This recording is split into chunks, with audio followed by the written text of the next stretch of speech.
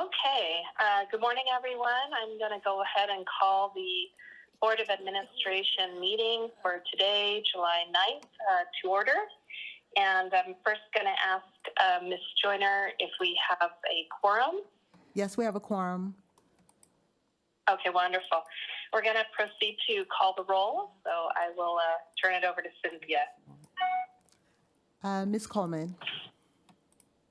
Present. Mr. Bartolotta. Here. Ms. Bush. Present. Ms. Calora. Ms. Harris. Here. Mr. Hallquist. Present. Mr. Are you on mute? Mr. Kaufman. Mr. Kaufman. Oh, here. Sorry. You were breaking up. Mr. Lotz. Present. Mr. Maji. Here. Ms. Mayan. Here. Mr. Nguyen. Here. Mr. Shearson. Good morning. Ms. Spoon.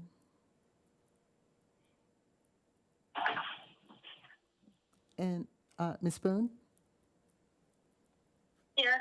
Okay. One other thing I wanted to mention that we've been mentioning so far this week is that we were having connection problems. We got through all the meetings okay yesterday, but just in case we get disconnected, bear with us while we reconnect. Oh, great, thank you. And just one other housekeeping item. If you are going to make a motion, would you please first state your name? This really helps Cynthia, particularly in light of these tech issues, so thank you. And first want to start off by welcoming several board members. And so I'm going to ask them each individually to take a moment to introduce themselves. But Michelle Bush, Lisa Marie Harris, and Louie Wynn are all new members. And so I will ask each of them in turn to just introduce themselves. So Michelle. Good morning, everyone. Good to see everyone. My name is Michelle Bush. I am excited to be here. I don't know if you want me to give you history or just say good morning. Oh, you can just give a brief, like a 30-second to minute introduction. That would be great. Great. So I am a mayoral appointment on the board and super excited about being here. I've shared with others that I have several family members that have worked for the city as a career, and so I have a passion for this work. I'm the chief of admin with the district attorney's office and have been for the last 15 years, and with the county of San Diego almost 26 years. So I am excited to be here and look forward to working with everyone. And we're very excited to have you. All right. Thank you so much, Ms. Bush. And I'm going to turn now to Lisa Marie Harris. Good morning, everyone. And like Michelle, I'm a mayoral appointee, and I'm very happy to be here. And it's a pleasure and an honor to serve on this board. I have over 30 years of public finance experience. I have been the chief deputy treasurer for the county for over 7 years, where I served as an alternate board member on that retirement system.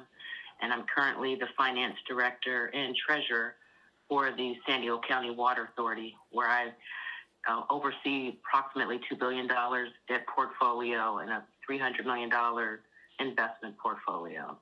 So I'm happy to be here and look forward to today's meeting. Thank you so much. And Louie? Good morning, everyone. Good morning, Michelle and Lisa Marie. Good to see you again. Good to see my fellow IC members who we were just meeting yesterday. And mission-driven finance, I'm the chief investment officer there. We deploy capital to solve social pain points in the city as well as in the country. And looking forward to serving with everyone on this board. Thank you. Thank you so much. And we're very blessed to have all the wonderful legal expertise, the investment expertise, experience as former trustees, current trustees on the committee, and that's just wonderful. So thank you all for serving and offering your time for this very important cause. And finally, I want to also recognize an outgoing board member, George Kinney, and definitely want to thank him for his years of service, both on the investment committee and the Board of Administration. And you will see here displayed the certificate of appreciation that's been signed by all of his contemporary board members. And George, would you like to say a few words to address the board? Yes, I would. Thank you for inviting me back. Welcome to the new board members. You have a exciting ride in front of you. And let me just say it's been an honor and a privilege to serve. I'm passionate about San Diego.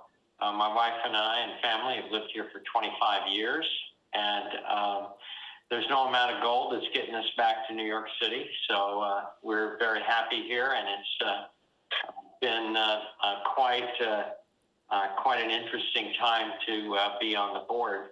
I'd say in terms of highlights, working with the other board members has been an educational experience. And also working on the investment committee with Liza and the other players there, I felt was really a good run. And I would just like to close. I thought one of the highlights was at the offsite that we had where everybody came together and we agreed after a lot of discussion on a floor for the city's contribution to the pension, to the pension fund. So I remember that offsite meeting quite clearly, and it was, as I say, a highlight. So again, I thank you, and it was an honor and a privilege. Thank you so much, George, and likewise, it was an honor and privilege for us as well. Thank you for always asking the tough, critical questions and not shying away, and thank you so much for your contributions. Really appreciate it. Okay, well, I wish Godspeed to all of you. Bye now. Hi, George. Thank you, George. Ms. Joyner, is there any public comment before we get started on the agenda items? No public comment. Okay, great. Then I'm going to ask for approval of the consent agenda items. We're going to move on items A through C. A is the service retirements, B is the deferred retirement option plan entries, and C is the deferred retirement option plan retirements. And we're going to pull item D from the agenda and vote that separately. So is there a motion to approve the consent agenda items A through C? This is Bush Sherson. I'm happy to move approval. All seconds. Okay, we are ready Okay, to so vote. do you? Okay, I'm going to call roll. Ms. Coleman, Yes. Mr. Bartolotta, Yes. Ms. Bush, Yes. Ms. Calora,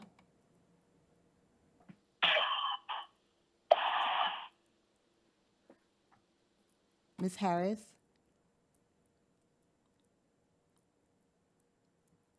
Ms. Harris. I knew she's there. Sorry, I was on mute. Yes. Mr. Hallquist, Aye. Mr. Kaufman, Yes. Mr. Lotz, Yes. Mr. Machi, Yes. Ms. Mann, Yes. Mr. Nguyen, Yes. Mr. Shearson, Yes. Ms. Spoon. Yes. All votes are in. Motion passes 13-0. Okay, great. So now we're going to talk about the educational conferences, and I'm going to turn it over to Greg Rademacher for some comments. Thank you, Karina, and it's a pleasure to see everyone this morning. In your agenda package, you will see in our consent agenda materials the requested educational conference for numerous board members, because we are a learning organization and we encourage everyone to attend conferences to stay abreast of best practices in public pension plan governance, operations oversight, and institutional investment. And in addition to a recommendation to approve the recommended conferences for those listed, we would like to add conferences for Paul Lotz, specifically the SDCERS Public Pension Investment Management Conference this coming July, the Calipers Principle of Pensions Governance for Trustees in September, and the IFEVP's Annual Employee Benefits Conference coming up in Denver in October. And those are the additions to the motion before us today, and we could use a motion and a second.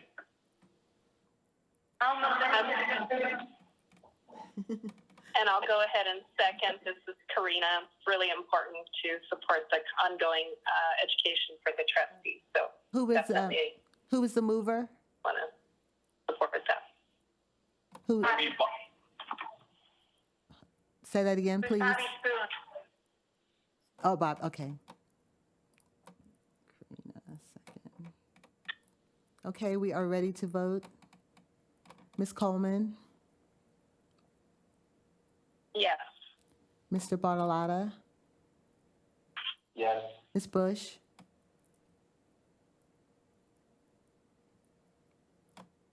Ms. Bush. I'll come back to you. Ms. Calora, Ms. Harris, Yes. Mr. Hallquist, Aye. Mr. Kaufman, Yes. Mr. Lotz, Yes.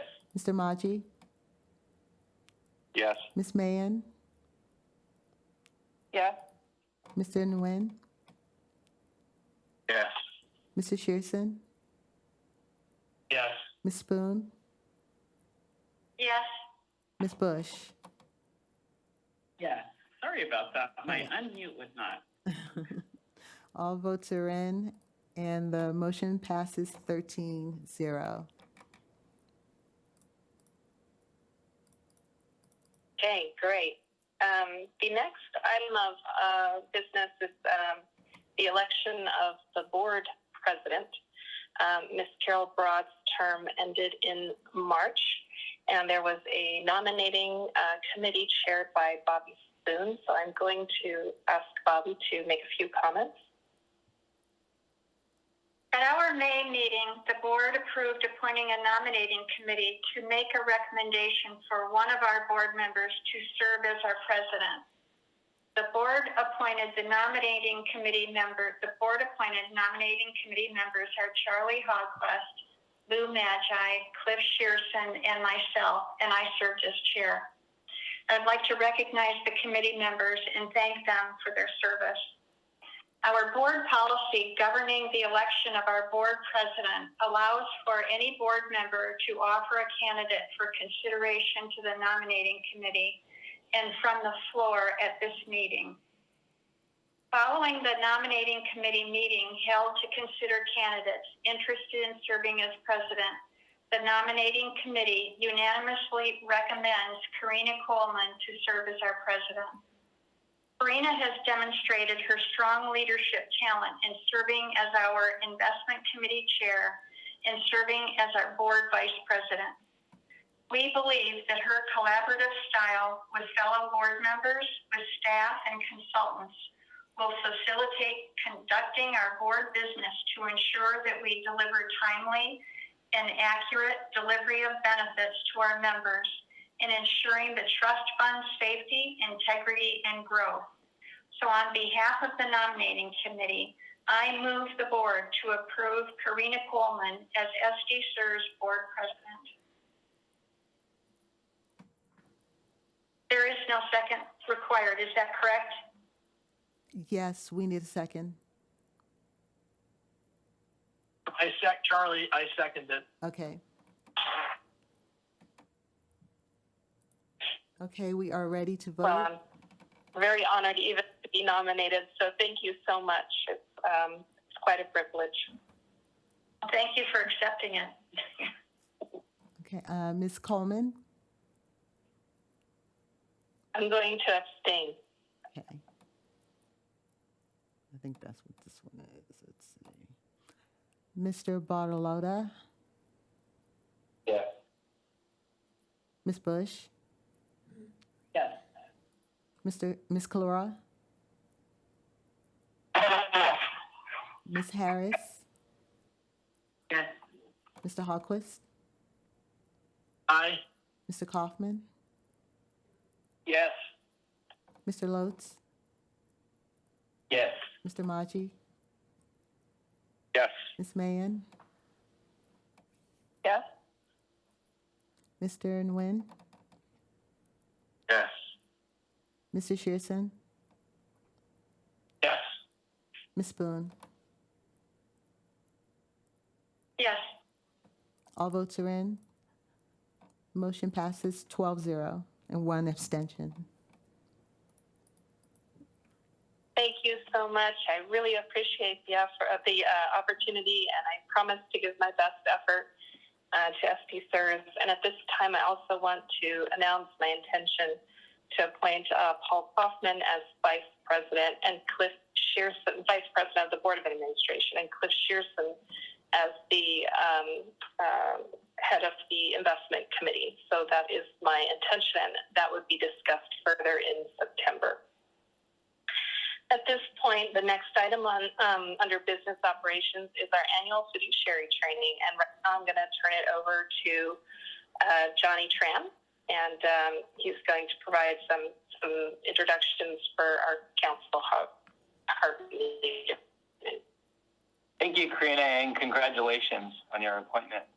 As your general counsel, I'd like to introduce Harvey Lederman, an attorney with Reed Smith. In January 2020, this board selected Mr. Lederman as its official fiduciary counsel. In that role, he works year-round with me and other staff to address the important fiduciary issues that pop up constantly. Mr. Lederman, in addition to representing SDCERS as fiduciary counsel, works with some of the biggest players in the industry, CalPERS, CalSTRS, New Mexico State, as well as several other county retirement systems.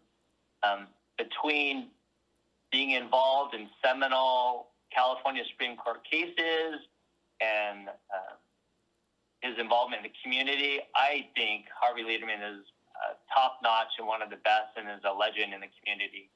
An amazing resource to me as general counsel, and so I appreciate that relationship that we have.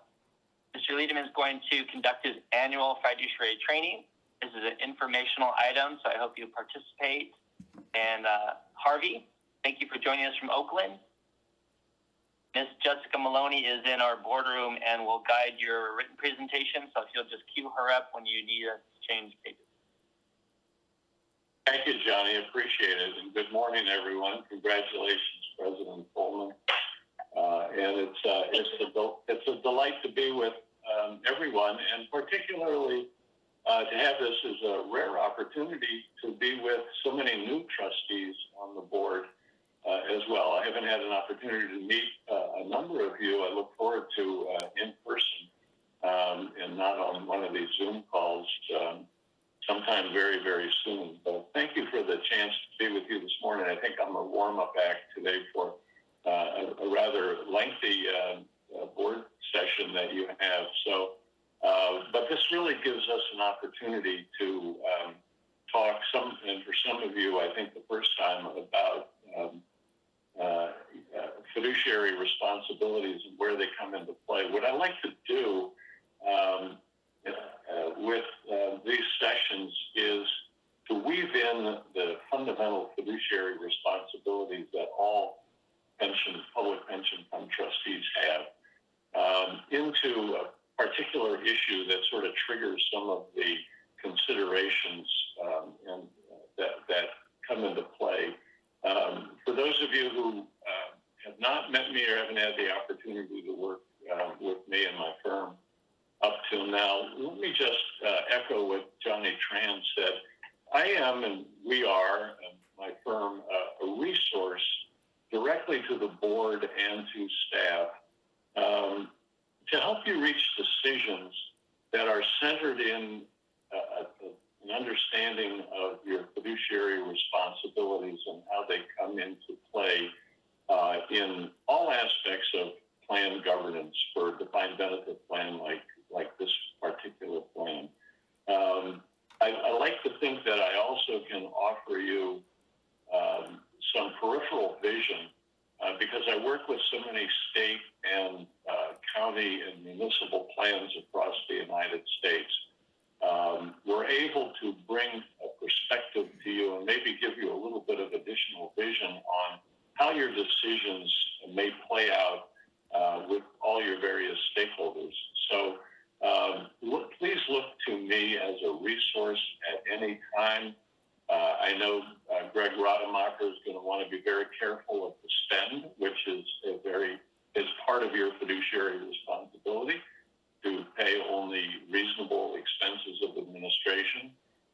But if you have questions, either directly or through Greg or Johnny or through President Coleman, please consider us as a resource to you to help navigate through sometimes rather stormy seas in being a fiduciary to a plan such as this one. So why don't we just, I want to go forward. Today, what I want to do is talk about risk management. I'd like to discuss your fiduciary responsibilities and how that plays out in risk management for the operation of SDCERS. Please, I cannot see, I don't know, Cynthia or Jessica may be able to see raised hands, but I will not be able to see you through the Zoom raising of hands. So please stop me, interrupt me, ask questions along the way. Please don't hesitate. Let's try to make this as interactive as it possibly can be, given the medium that we're all working from. So thank you for working with me on this presentation. Jessica, if you would skip to the next slide, slide 2, please. I want to get us grounded, if you will, on the fundamental pillars of fiduciary responsibility for a defined public employee defined benefit plan, such as this one. These duties are historic. They go way back in terms of the responsibilities of those who are not charged with looking out for their own personal interests, but charged to look out for the interests and the well-being and the financial security of others. That's what a fiduciary is. It's a heightened responsibility because you're not simply taking care of your own family or friends. You're taking care of the interests of tens of thousands of employees of the city of San Diego and the port and airport. And because you're put in that position, there are standards that are much higher for you to abide by than when you're managing your own personal affairs and your own personal finances. So I try to break them down into 5 fundamental duties. The first, and I'll come back to this, is the first and primary duty is the duty of loyalty. When you sit on this board, regardless of how you got here, these boards are constructed intentionally, and it's in the Constitution of the state of California, how these boards are constituted. These are not representative boards. This isn't Congress. However you get placed on this board, whether as a mayoral appointee or elected by members, retired or active fire or active police, it doesn't matter who put you on the board. You all have the same singular duty of loyalty, and that is to all the members and beneficiaries of the plan. So that you're not here serving in a representative capacity for the people who put you on the board. It's one of the most difficult fiduciary, because the tendency is to feel that your job is to deliver the goods, so to speak, for the people who put you on the board. And that is exactly not the case. The case is that your primary responsibility is to all the members of the system and to protect their interests and financial security, regardless of who put you on the board. The corollary to that is the second one I've got here, the exclusive benefit rule. And that rule simply says that the assets of this plan, or these plans, because we administer 3 plans, the assets are there only to pay benefits and reasonable administrative expenses. That's it. They can't be used to achieve any other goals, any other person's goals, any city goals. They can't be borrowed by anyone else. You cannot disperse funds from this plan except for the purpose of paying benefits to the members and beneficiaries of the plan. So that limits you in what you can do with other people's money. Just as simple as that. When you are spending other people's money, the law imposes on you this prudent care rule. This is difficult. It's supposed to be, an objective test, not subjective. In other words, if you think you're doing good, that's not sufficient. There was a court in New York where the judge once described it as, for a fiduciary, having a good heart but an empty head is not sufficient to meet your fiduciary responsibilities. The prudent care rule imposes on you a higher standard, not just of being a prudent person, exercising sound judgment under the circumstances, but someone who is held to the standard of a prudent expert, someone because there's a phrase in the law that says you're charged with conducting yourself in a manner that a person charged with similar duties under the prevailing circumstances and familiarity with the matter. So that means that you can't simply conduct yourself with good intentions, that you must educate yourself, be knowledgeable. One of the reasons why this board is constructed the way it is, with those of you, especially who are mayoral appointees, is because... It's Karina. I'm just checking if other people are having audio issues. Can you hear me? Yeah. I'm having audio issues. I don't know if anyone else is having audio issues. I was having some problems too. That's why I went off camera, because I was thinking that might help, but I'm still having a little Yeah. I'm hearing you very well. Yeah, and I can hear you here in the boardroom very well. For the purpose of Harvey's presentation, I'm going to go off camera myself to try to conserve bandwidth, and hopefully the audio comes through more clearly. Let's give it a try. I hate to lose seeing any of you, but let's give it a try. And please shout if you suddenly lose the audio or it becomes difficult. Ari, I think we're good. Now you're coming in much more clearly. So maybe you just want to review the last point and we can carry on. All right, terrific. Thank you. So we were talking about the prudent care standard. Really what this means is that what a prudent person would do, charged with the responsibilities that you have, would be to put in motion a set of processes that allow them to come to a knowledgeable decision. And so we're going to talk a little bit today about process, because you're not a guarantor of the outcome. When you decide to invest the assets of this plan, you're not held to a standard that says that you have to guarantee that you're going to make 7 or 7.5% per annum year in and year out as you make those decisions. You're not a guarantor of the future. But what you must guarantee to your members members and beneficiaries is that you have processes in place to be able to make informed, reasonable decisions based upon solid evidence and the advice and responsibilities that are exercised by others who are capable and competent of carrying out your delegation of authority. So process is as important to a fiduciary to be held to a prudent standard as the outcome of that process and your decisions.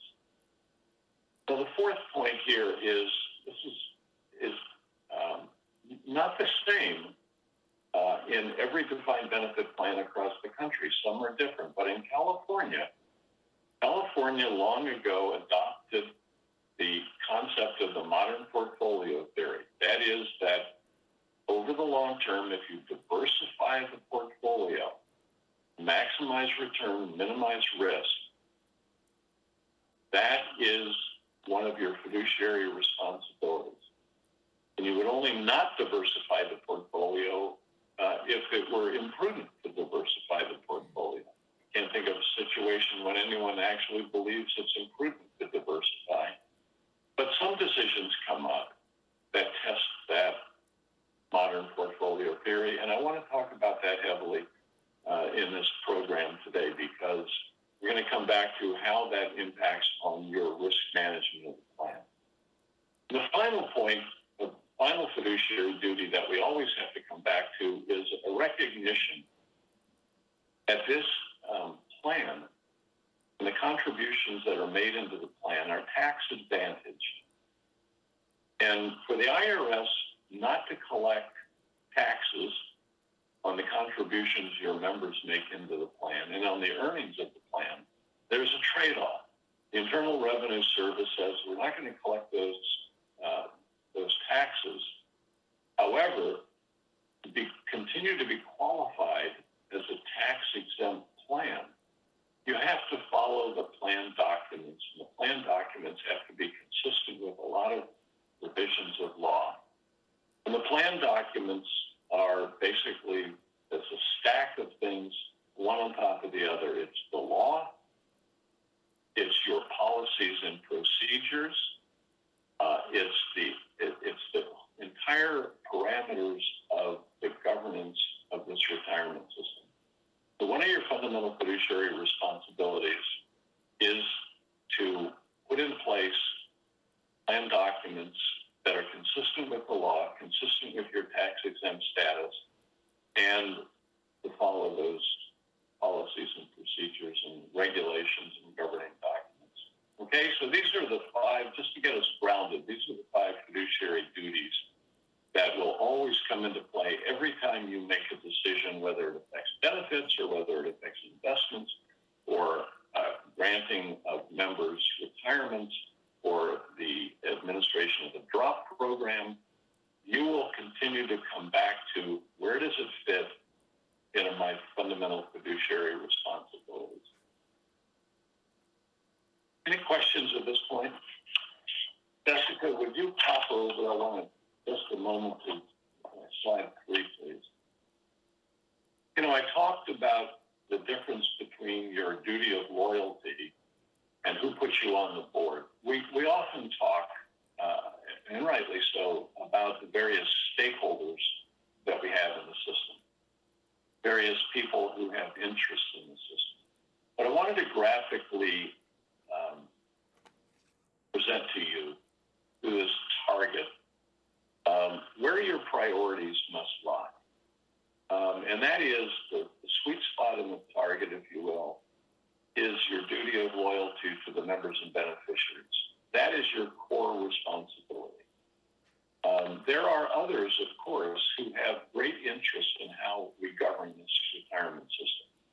Our contributing employers, retiree organizations and unions, the general public, who often talk about taxpayers, but we don't owe our job as stewards of this retirement fund. Our job is to assure the interests of the members and beneficiaries.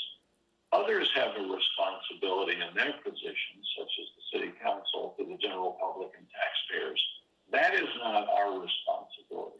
Of course, we don't make decisions in the vacuum, but I wanted to graphically present to you what I mean by the duty of loyalty and where your primary responsibility lies, regardless of how you manage to be appointed or elected to be on this board. Okay? Next slide, please. Yes. So this is the design of the plan. Many of you have seen this before. It's here with the actuarial presentation. If you look at this for just a moment, this is what we do. We have a pot of money, like it psychologically, it's colored green. And there are certain valves that we get to turn, and that's it. That's the way the plan is designed. We didn't design this plan. We're not responsible for the design of the plan. We can, through our management and the inflow, if you will see, of investment earnings, that's the yellow pipe, and the flow of employer and employee contributions into the fund, we have to reach some kind of equilibrium. And we do that, and our job is essentially to turn these various valves, whether they're the benefit administration at the bottom and the expenses, the impact of how we invest the money, what that does to employer contributions. So there's a certain stasis here that has to be reached. This is basically what our responsibility is, to keep that tank funded sufficiently over the long term so that the benefits can be met. So where does prudent administration come into play with all this? Harvey, just a quick question. Sure. Can you go back to the prior slide? Can you help me understand retiree orgs? What are those? Oh, well, many systems have organizations for their retired members. Donnie, help me. Is there a retiree organization or more than one in the city of San Diego? I just don't remember. There are different retiree organizations. We work with retired employee association groups. There's several other groups. Got it. Thank you. Yeah. Okay. Next slide, please. And the one after that. So the question is, why does prudent governance really matter? And I want to talk here about two things: compensated risk and uncompensated risk as part of your risk management responsibility. Because in a way, governance of a plan, a defined benefit plan for public employees, has as much to do with risk management as it has to do with return management.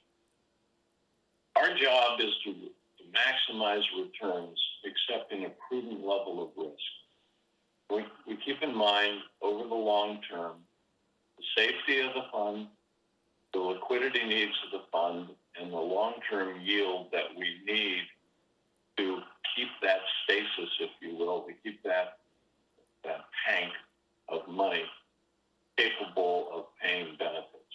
That the Constitution of the state uses the phrase, the competency of the assets of the system.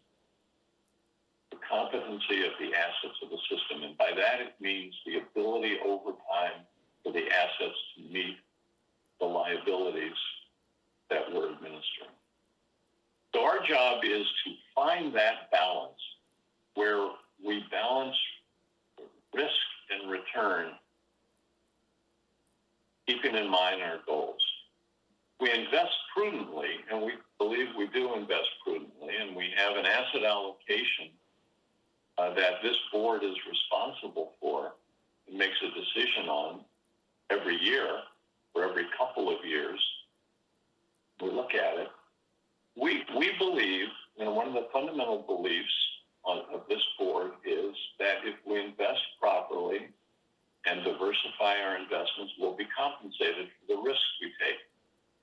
show you a chart on that in a minute. In fact, we measure our asset allocation against policy benchmarks.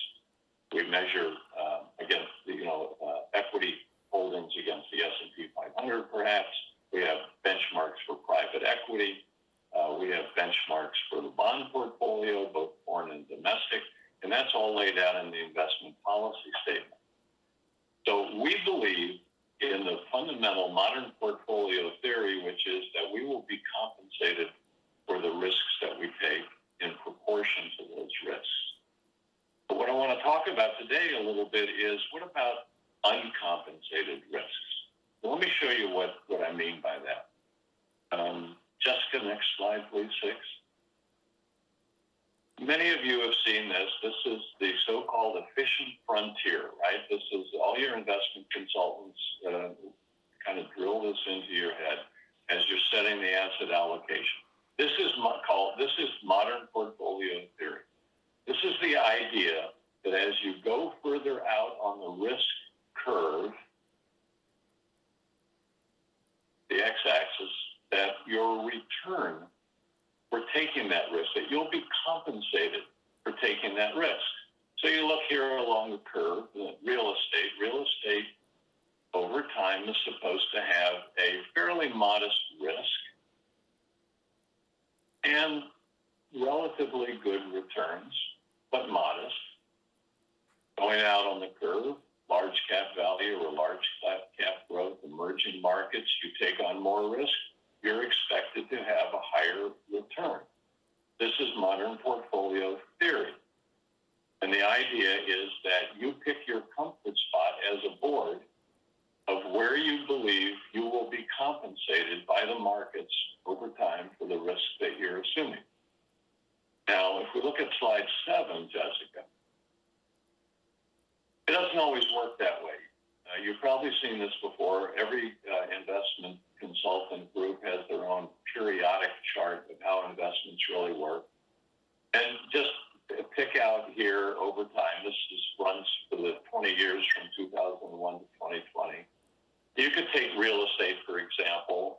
I don't have my pointer that will work on your screen, but if you look at in 2001 on the far left, real estate was, a weak performer in 2001. And then it bounces all over.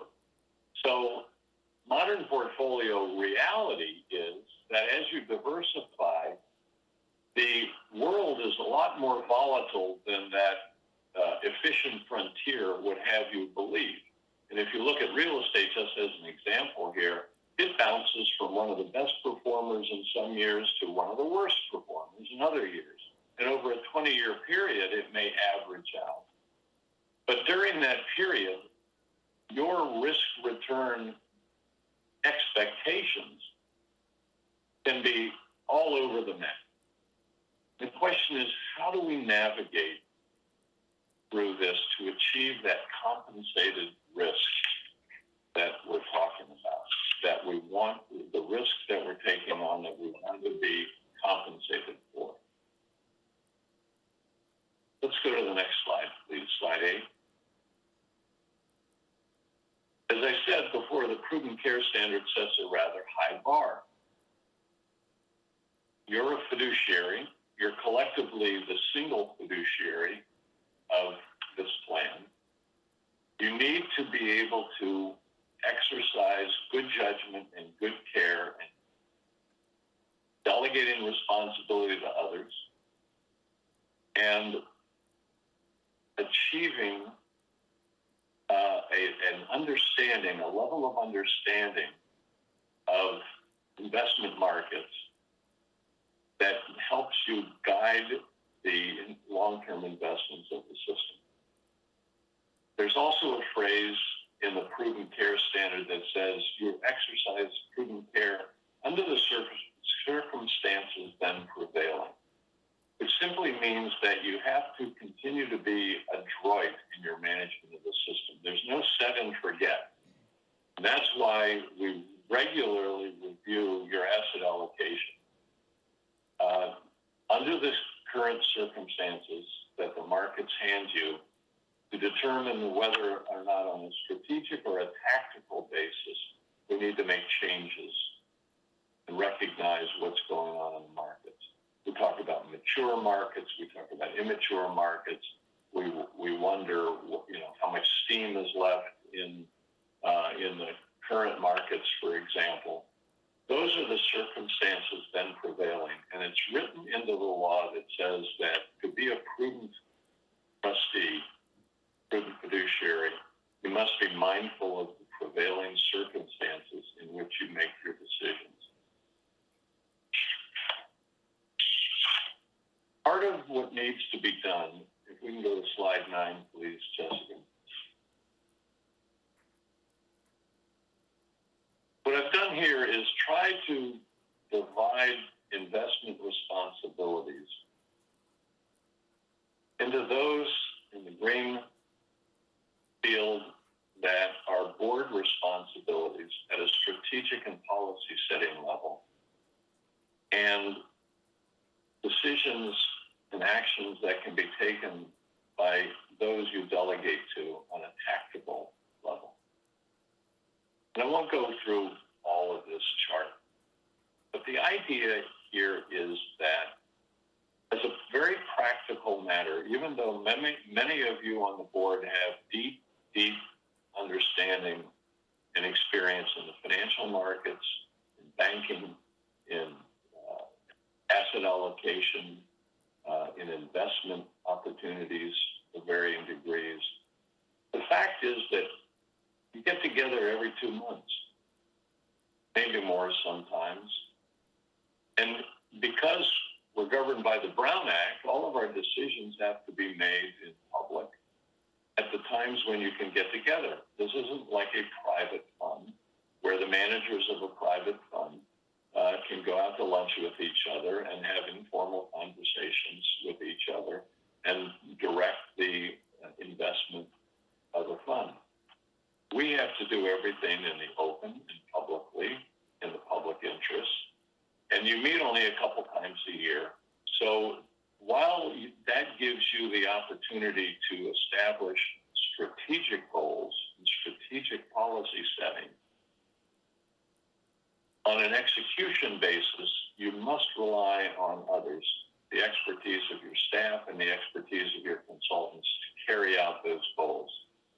That is the only prudent way of managing a defined benefit plan of multi-billions of dollars. Before I was talking about compensated risk, the risk that you expect to receive, the return that you expect to receive for the market risks that you take. The next slide, I want to talk about what I mean by uncompensated risk. As I said, the efficient frontier that we saw on the previous slide establishes compensated risks. Poor governance is what I consider to be an uncompensated risk to the system. Flawed governance or your inability, in my experience with multiple state plans, for example, not going to name names, there are some state plans that have boards like this, 12 or 13 people on the board, and they're always fighting with each other. And I mean literally fighting. They actually have board members suing each other for breach of fiduciary duty. Board member versus board member. State Attorney General investigations into the board. When you have dysfunctional boards, such as in that situation, your ability to manage the assets of the system prudently is seriously disrupted. So if you don't have processes in place and the kind of collegiality and respect for each other as trustees and fiduciaries, there are so many opportunities that you miss in the investment markets. There are so many things that go by the wayside. There are so many execution issues and authority issues that arise that can only detract from those compensated risks that you are taking. And this is what I talked about previously, that processes of a board, of the fiduciary board, is as important as the outcome of your investments. Because if you don't have good processes in place that meet your fiduciary duty of care, that allow conflicts of interest and outside influence to be exercised over your decision making, then you don't get compensated for taking on those kind of risks. You'll never get paid more the riskier your plan is. They will only detract from your expected returns. And so if we go to slide 11, please, Justin. This is why I talk about prudent delegation. It's very important that you recognize that to achieve your goals and to carry out your duties, you can't do it alone. And that's why we have, if you look at the investment policy statement of this fund, you'll see rather robust identity of responsibilities and accountabilities, not only to the board, but to your consultants and to your staff and to others to whom you have to delegate. That is a prudent process that if you do correctly and you are mindful of it and constantly adjust it to react to circumstances then prevailing, that you will not only carry out your fiduciary responsibilities, but you'll also maximize your opportunity to make the returns, to get the compensation for the risks that you consciously want to take in the markets. Slide 12, please, Jensen. There are so many other good reasons to delegate, that we have delegation of responsibilities. Conflicts of interest. Your duty of loyalty to the members and beneficiaries means that you can't have somebody else's, including your own personal financial interests, at heart in making decisions on this board. We have, as you see, the importance of quiet periods. We have a quiet period if you're out in the market looking for managers, for example, money managers, that there's a silent period where members of the board may not speak with those people. It's the idea of achieving a level playing field. I've seen it elsewhere. Once the word goes out to the investment management community that the fix is in for a particular manager in a particular space,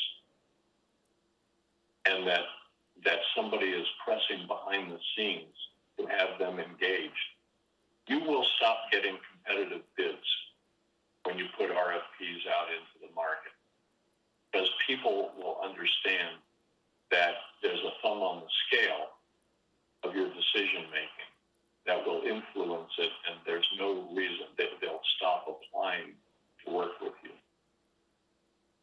The exercise of undue influence by board members, and what I mean by this is what happens a lot, unfortunately, is that a board member will have a relationship, for example, with a money manager, completely unrelated outside. It may be a familiarity, may even be an investment interest, maybe a contract interest. And they can try to, behind the scenes, influence staff on the selection of managers. Boy, that is poison to achieving your investment goals entirely. Number one, because it's going to telegraph to the competitors that they need not apply. But number two, there's nothing more discouraging to your staff than a board member who comes to them and leans on them to make a particular decision. And that goes out in the community as well. And that gets known. And the next time you recruit for, a head of private equity, for example, you'll be surprised how difficult it is to attract the kind of talent that you wish you could attract, carry out your job. So then this is another good reason why we delegate responsibility. The takeaway from all this, slide 13, Jessica, please. What I want to leave you with is this. Our primary fiduciary duty in managing plan assets is to design and execute an investment program that enhances our ability to consistently achieve market returns with only market risks impacting the portfolio. Our job is to mitigate uncompensated risks through flawed governance. And if we can engage in a design and carry out a prudent plan governance, one that has processes in place that align with your fundamental fiduciary responsibilities, then you will mitigate those additional risks and free yourself up to be able to achieve the market returns that you expect for the fund. I'm going to take a break here because I have a hypothetical for us to talk about, but are there any questions just for the moment? And please, Madam President, I'll just say, anybody who wants to chime in at this point? Questions, comments, concerns? I actually have a question myself, Harvey. So it's about process versus outcome and fiduciary liability. So what if we take on what we think is going to be a compensated risk? We think we are going to diversify the portfolio and get diversification benefits by hiring an emerging market debt manager, for example, that invests in local currency. And let's say that this manager decides to invest in Argentina, and let's say Argentina defaults. So are we responsible for the outcome, or is it more the prudent process of hiring the emerging market manager in the first place that we've taken our prudence to select the investment consultant, that we've done our due diligence at time of hire, and is the outcome then mitigated by the process? Or are we responsible as well for the outcome for a compensated risk that basically didn't pan out? Did I send you that question, Edith? No. Because that's a perfect question. That's an excellent question. And the answer is very clear. You're not the guarantor of the outcome. What you have to guarantee is that you went through a prudent process in the decisions that you had control over. And I will tell you, in every breach of fiduciary duty case that I've either read or have personally litigated over several years, the inquiry from the court is always the same. What did the board do before it made the decision? Who did it talk to? What evidence did it gather? How did it satisfy itself and demonstrate through its documentation of its decision? That's also very important. How do we know that the board acted prudently and did not breach its fiduciary duty? And the courts will look at, and this is why we always talk about process, the courts will look at your documented process about how you made that decision. Was it made through, did you go to an investment consultant? If it wasn't a competitive RFP, as many private markets are not, what was the process you used? What were the standards that you used to decide whether or not to hire this particular manager? You know, over the last decade, every once in a while, a manager blows up. We all know some examples of that. For whatever reason, unforeseen reason, a manager that has been entrusted with a lot of defined benefit plan and public plan assets just blows up for whatever reason. May even violate foreign laws, for example. And plans have been sued for that, both the risk versa in the private sector and public sector plans have been sued on the theory that they breached their fiduciary duty because they didn't act prudently in selecting that manager, and they should have known or should have foreseen because they didn't go through sufficient due diligence. So the question always is, what due diligence did you go through? What processes did you have in place, and did you follow your processes in making the selection? If you can establish that, then the outcome, the fact that manager tanked and lost $60 million of your money is irrelevant. You're not the guarantor of the future. But you are the guarantor that the process you went through was a prudent one. So, Thank you. great question. Anybody else have a question at this point? So, Johnny, if we still have a few minutes, I'd like to put this and Jessica, if you'll go to slide 14. Let me give you a hypothetical. I'd like to have the board chime in. So the hypothetical is this. Kamala is a registered investment advisor. I don't know where I got the name from. I just sort of made it up. Kamala is a registered investment advisor. She works for a large national brokerage firm. Okay. She was recently appointed to our hypothetical board, the South City Retirement Board, because of her investment expertise. Now, under the board's policy, staff is charged with conducting the manager selection process on the advice of the board's investment consultant. Well, Kamala is new to the board, and she's very frustrated with that idea.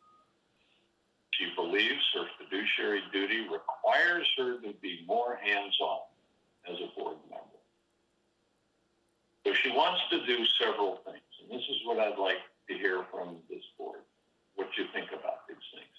The first thing she wants to do is she wants to participate with staff in conducting manager due diligence.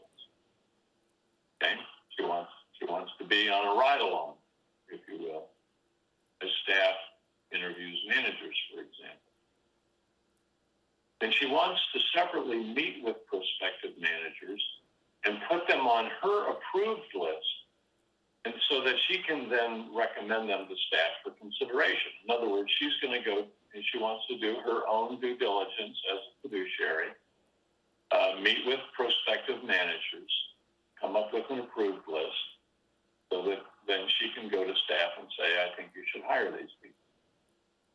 Now, the next thing that she would like to do is she wants to meet with the fund's hedge fund managers and really understand their strategies. So in her work for the brokerage firm, remember she's an RIA, she can boost returns for her clients.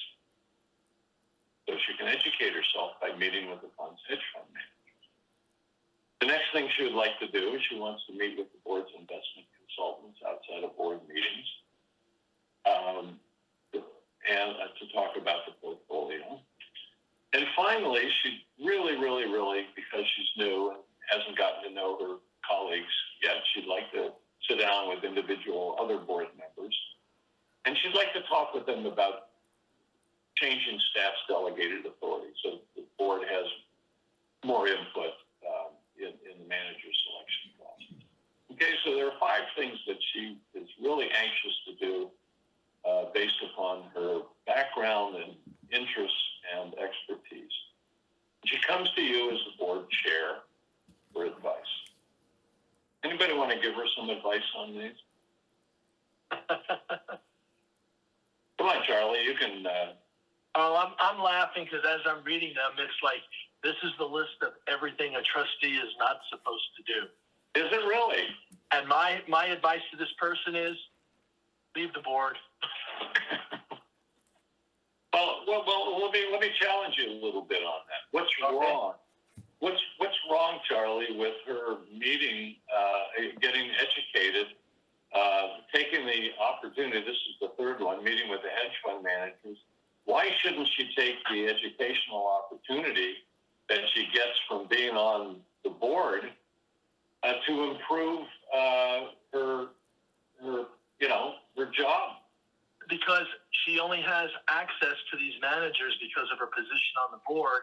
So she's using on her position on the board for personal benefit, because she is going to get a commission when she increases her clients' funds. And you think you should have that off of the pass? You got it. Anybody look at some of these other things and have a different view of whether or not? Yeah, I have a question, because I've seen board members go on some due diligence meetings. Are you suggesting that that's not prudent? No, I would not suggest that. What would you like to know, Ms. Harris, about before blessing, if you will, if you were the board chair, before blessing her participating in the due diligence process? Is there anything you'd like to know first? I would like to know what's motivating her. I mean, if it's the goal to follow the prudent rules as you stated, I think it's more than fine for board members to participate on some due diligence. But these other items, I think there's a problem with. You know, many boards differ in how they handle the participation. Just the board members. You know, my thought about the participation is this: if she's going to go to do this due diligence, are there instructions that they're there to listen and observe, and they're not making this a junket to get a free plane ticket to Japan to go visit relatives? Right.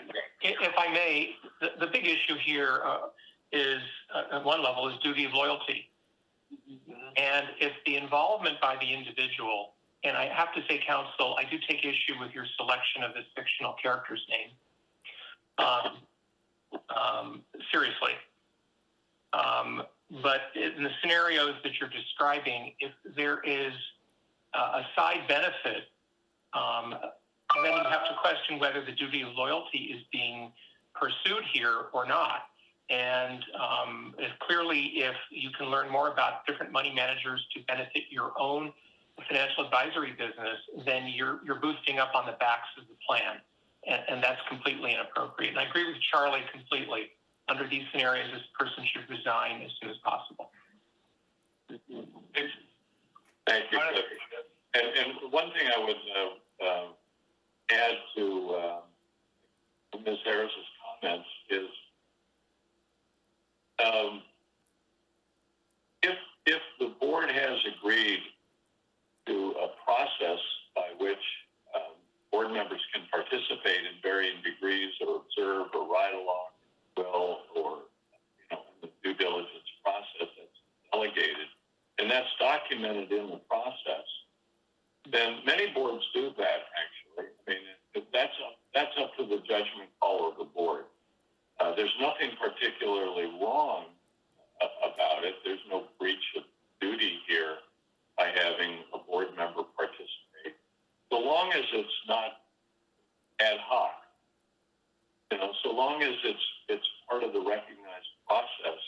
I have a board in Northern California, for example, that just last month amended their investment policy statement to allow participation as observers in that board members become, or they chose observers of the due diligence process.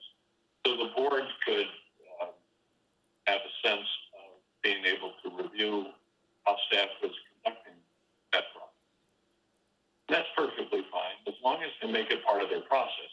Don't do it on an ad hoc basis. Where you do it on an ad hoc basis,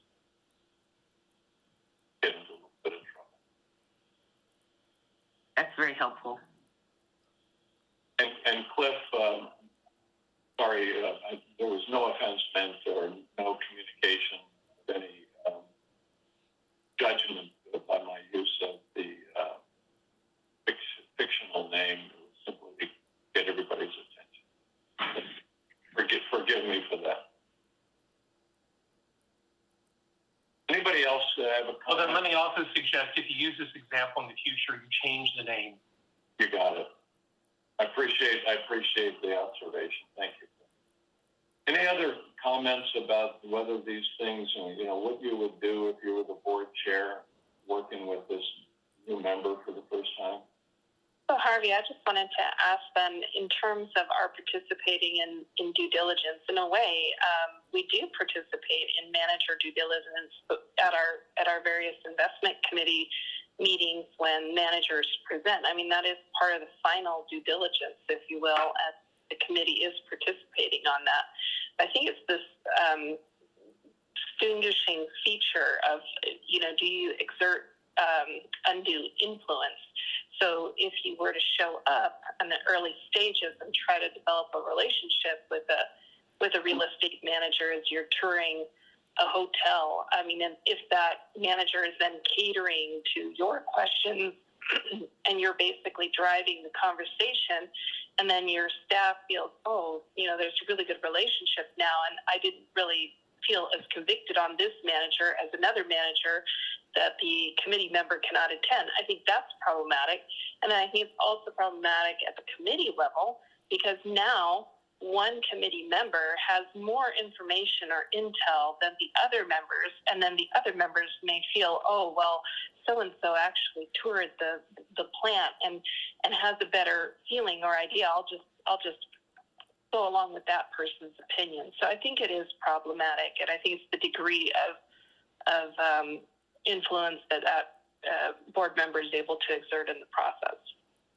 Terrific observations. I will say, for those of you who go to conferences that money managers attend, when there's a trustee in the room, the money manager behaves very differently than when staff is in the room. And in the due diligence, you'll see very different behavior by a prospective manager if there's a trustee participating in the process, physically participating, I guess with Zoom virtually, than if it's purely staff. The conversation is very different. President Coleman points out, the outcomes could be influenced in ways that probably the board would not. Any other comments? I do. Correct? Yeah, let me make sure I'm off mute. I just really wanted to go back and touch on what Lisa Marie had brought up. And, knowing that there's other systems out there where board members are traveling and doing due diligence. And, my thought process is, I think of Mendocino County, which invests hundreds of millions of dollars, and they have 1 1/2 staff. And so in their governance structure, it's actually part of their process that board members are actively involved in searching and finding investment managers and investment opportunities. That's their governance structure. So to me, the defining issue is, what is our governance structure here at SDCERS? And we should all follow that. Because as everybody knows, I serve at the pleasure of the board. All of the SDCERS staff serves at the pleasure of the board, as do all of your consultants and even your fiduciary council. And the board really needs to get together, come together to define their governance structure, and we all need to follow it along. And so when I look at our current scenario that Harvey has put up, it seems like this one board member is not following that governance structure that was agreed upon by the board. And I think that's where we get into problems. So I kind of like to think of it in that simple terms is, what is agreed a board to on their common behaviors, and how do we all follow it together? And again, the board has the opportunity to make whatever governance structure fits for them, but it really comes down to working together and everybody pulling on the same rope in the same direction at the same time. That's a great point, and it really has a lot to do with marshaling the resources that you have, whether you're a Mendocino with very little resources or a La Serra with considerable resources. There's no one size that fits all. I appreciate that clarification. I just know at SDCERS, board members did go on due diligence meetings, so that was their governance structure. Well, with that, President Coleman. I know you have a lengthy board session. I think we wrap it up with this year's. Thank you. Thank you for this very engaging training session, and I appreciate your time again. Very important that we do that. We are going to move to the audit committee now, and I'm going to be recognizing the chair, Paul Kaufman, who's going to provide an update. Thank you very much, Karina. This is going to take just a few minutes, so please bear with me. We had a rather lengthy meeting with a number of action items to address here. So the first one I'd like to review quickly with you is that the Internal Audit Committee did approve the 2022 Internal Audit Plan. Sarah Dixon presented the 2022 plan, and it was approved by all audit committee members, 4 votes to 0. This includes the 4 audits along with several other activities, some of which were required by SDCERS, the internal audit charter. So board need not vote on these items. That's just a quick update. Second item is direct staff engagement on an outside network penetration firm over the next 5 years. Sarah Dixon proposed a committee authorizing them to conduct network penetration testing for the next 5 years. Conducting annual network penetration is a noted best practice, and the motion was approved by all committee members 4 to 0. So we're going to be conducting this activity once a year for the next 5 years. And again, the board need not vote on this at this time. From an information standpoint, let me move on to these items. Here again, no action is required. First is the audit services plan for 2021.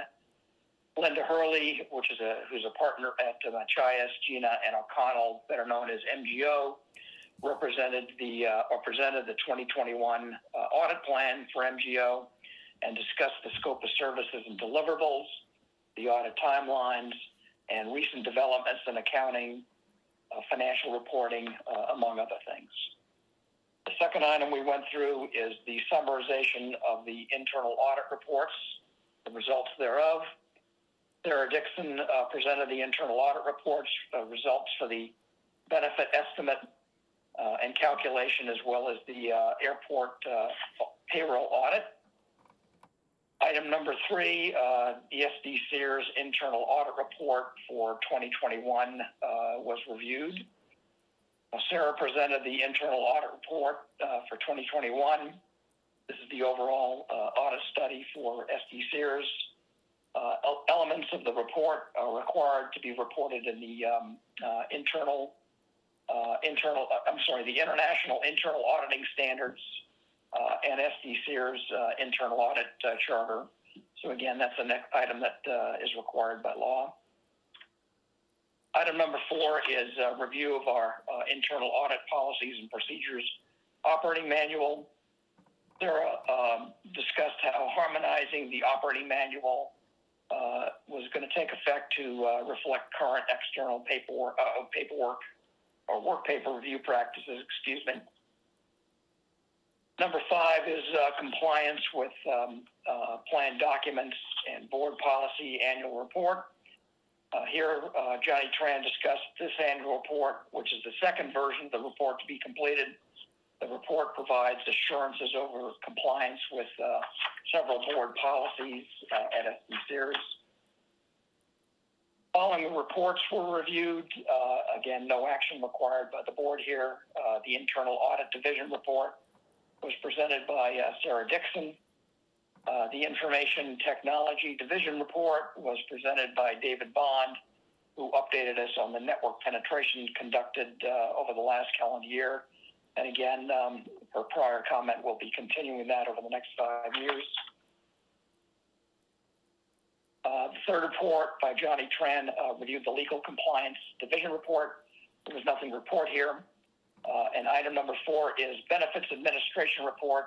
Marcel gave us a overview of our current Proposition B updates, which was quite helpful. We then moved into closed session, and the Information Technology Division Security Audit Report was reviewed. Alfred Coe from RSM shared in closed session comments regarding the Information Technology Security Audit Report. David Bond will be providing comments on this during the closed session of this particular board meeting. Item number 2 is the public employee performance evaluation was conducted for the internal auditor. Sarah had presented the audit committee with her performance recommendations, and the audit committee discussed her 2021 performance. Sarah will meet with the board as necessary during closed session of the upcoming board meeting here. Last but not least is the public employee compensation. We moved back into public review and reviewed Sarah's performance evaluation, discussed considerations and compensation for the chief internal auditor. Colin Brazil, in this case, provided, who's the SDCERS HR manager, presented comparative internal audit salary reviews across several organizations relative to SDCERS disclosed Sarah Dixon's current salary. The audit committee motioned to give Sarah Dixon a raise to $185,000 as of July 10th, 2021, and approved. This is approved by all internal audit committee members present on a 4-0 vote. So I believe we're going to vote on that as a board in closed session, so there's no action item here at this time. The audit committee's next scheduled meeting is for November 17th, 2021. And I'd be glad to take any questions at this time, but again, that was a fairly lengthy meeting we had with a lot of items to discuss. Marina, I'll turn this back over to you. Thank you so much, Paul. Great update. Any questions? And if not, we're going to move to the Disability Committee, and I'm going to recognize Charlie Hogquist. Good morning, everybody. Hopefully everybody's enjoying this beautiful day, especially if you're outside. Just to let everybody know, our Disability Committee meeting, we met yesterday. Michelle Bush, our new member, participated, and I want to thank her for being there. We had 3 action items which were approved unanimously. And before I review those items, I just want to make a motion for putting them on the consent agenda. I do want to ask, do any committee members want to pull any of those items, or does any board member like to pull any of those items for a separate consideration? Hearing none, I'm going to go through the action items quickly. We had 3. The first one was the staff's recommendation to approve an industrial disability retirement for Jennifer Atwood. Everyone is in agreement that she was permanently disabled as a result of her employment with the city, and that passed, as I said, unanimously. The second staff recommendation was to approve an industrial disability retirement for Bruce Wilkins, and again, there was no information to say otherwise, and the staff approved that one immediately and then unanimously. And the third staff recommendation was to approve a request to waive a 2-year deadline for an employee by the name of Jeff Peterson. And basically, we're not saying he's going to get his disability retirement. We're just going to let him apply, because apparently during COVID and the change in staff over in city risk management, his application fell through the cracks and didn't know he was supposed to apply and was never informed. And the right thing to do is give him that opportunity to apply. So those are our 3 action items, and I am going to move that they go on to the consent agenda. Okay, we are ready to vote. Ms. Coleman? Yes. Mr. Bartolotta?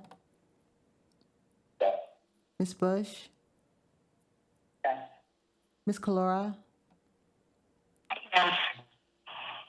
Ms. Harris, Yes. Mr. Hallquist, Aye. Mr. Kaufman, Yes. Mr. Lotz, Yes. Mr. Maji, Yes. Ms. Mayan, Yes. Mr. Nguyen, Yes. Mr. Shearson, Yes. Ms. Boone. Yes. All votes are in. The motion passes 13-0. Thank you. Also, and under reports, Sandra Clausen gave us a disability status report, and if you folks have reviewed it, you see how good the numbers are. We have no applications that are pending long-term. Our staff is doing a very efficient job, and at the meeting, I complimented Sandra and told her to please express our gratitude to the staff for taking care of our members. And we had no closed session items. Our next meeting will be Thursday, September 9th at 9 a.m. Pacific Standard Time for you. And I'm not sure what it's going to be in Hawaiian Standard Time for me. Thank you very much. That concludes the report. Thank you so much, Charlie. Okay, great. Thank you so much, Charlie. And I think you might be doing double time, but I'm going to first recognize the chair, Bobby Spoon, here for the Business and Governance Committee. Thank you, Karina. I was unable to attend yesterday's B&G meeting, so I would like to recognize and thank Charlie Hawquist for serving as committee chair. Charlie, will you please provide the committee report today? Thank you, Bobby. It'll be my pleasure to fill in for you. I've never been to Cabo, so you'll have to tell me whether or not it's worth to go. But also, at yesterday's meeting, Michelle Bush did double duty. It was her first day on the B&G committee meeting. And again, thank you, Michelle, for volunteering and everything you did. Also, during our meeting yesterday, we did have several action items. All were approved by unanimous vote. And again, before I review the items and make a motion for the consent agenda, is there any action item the board members would like to pull for discussion and a separate vote? Okay, hearing none, we won't pull any, and I'll just go through them quickly.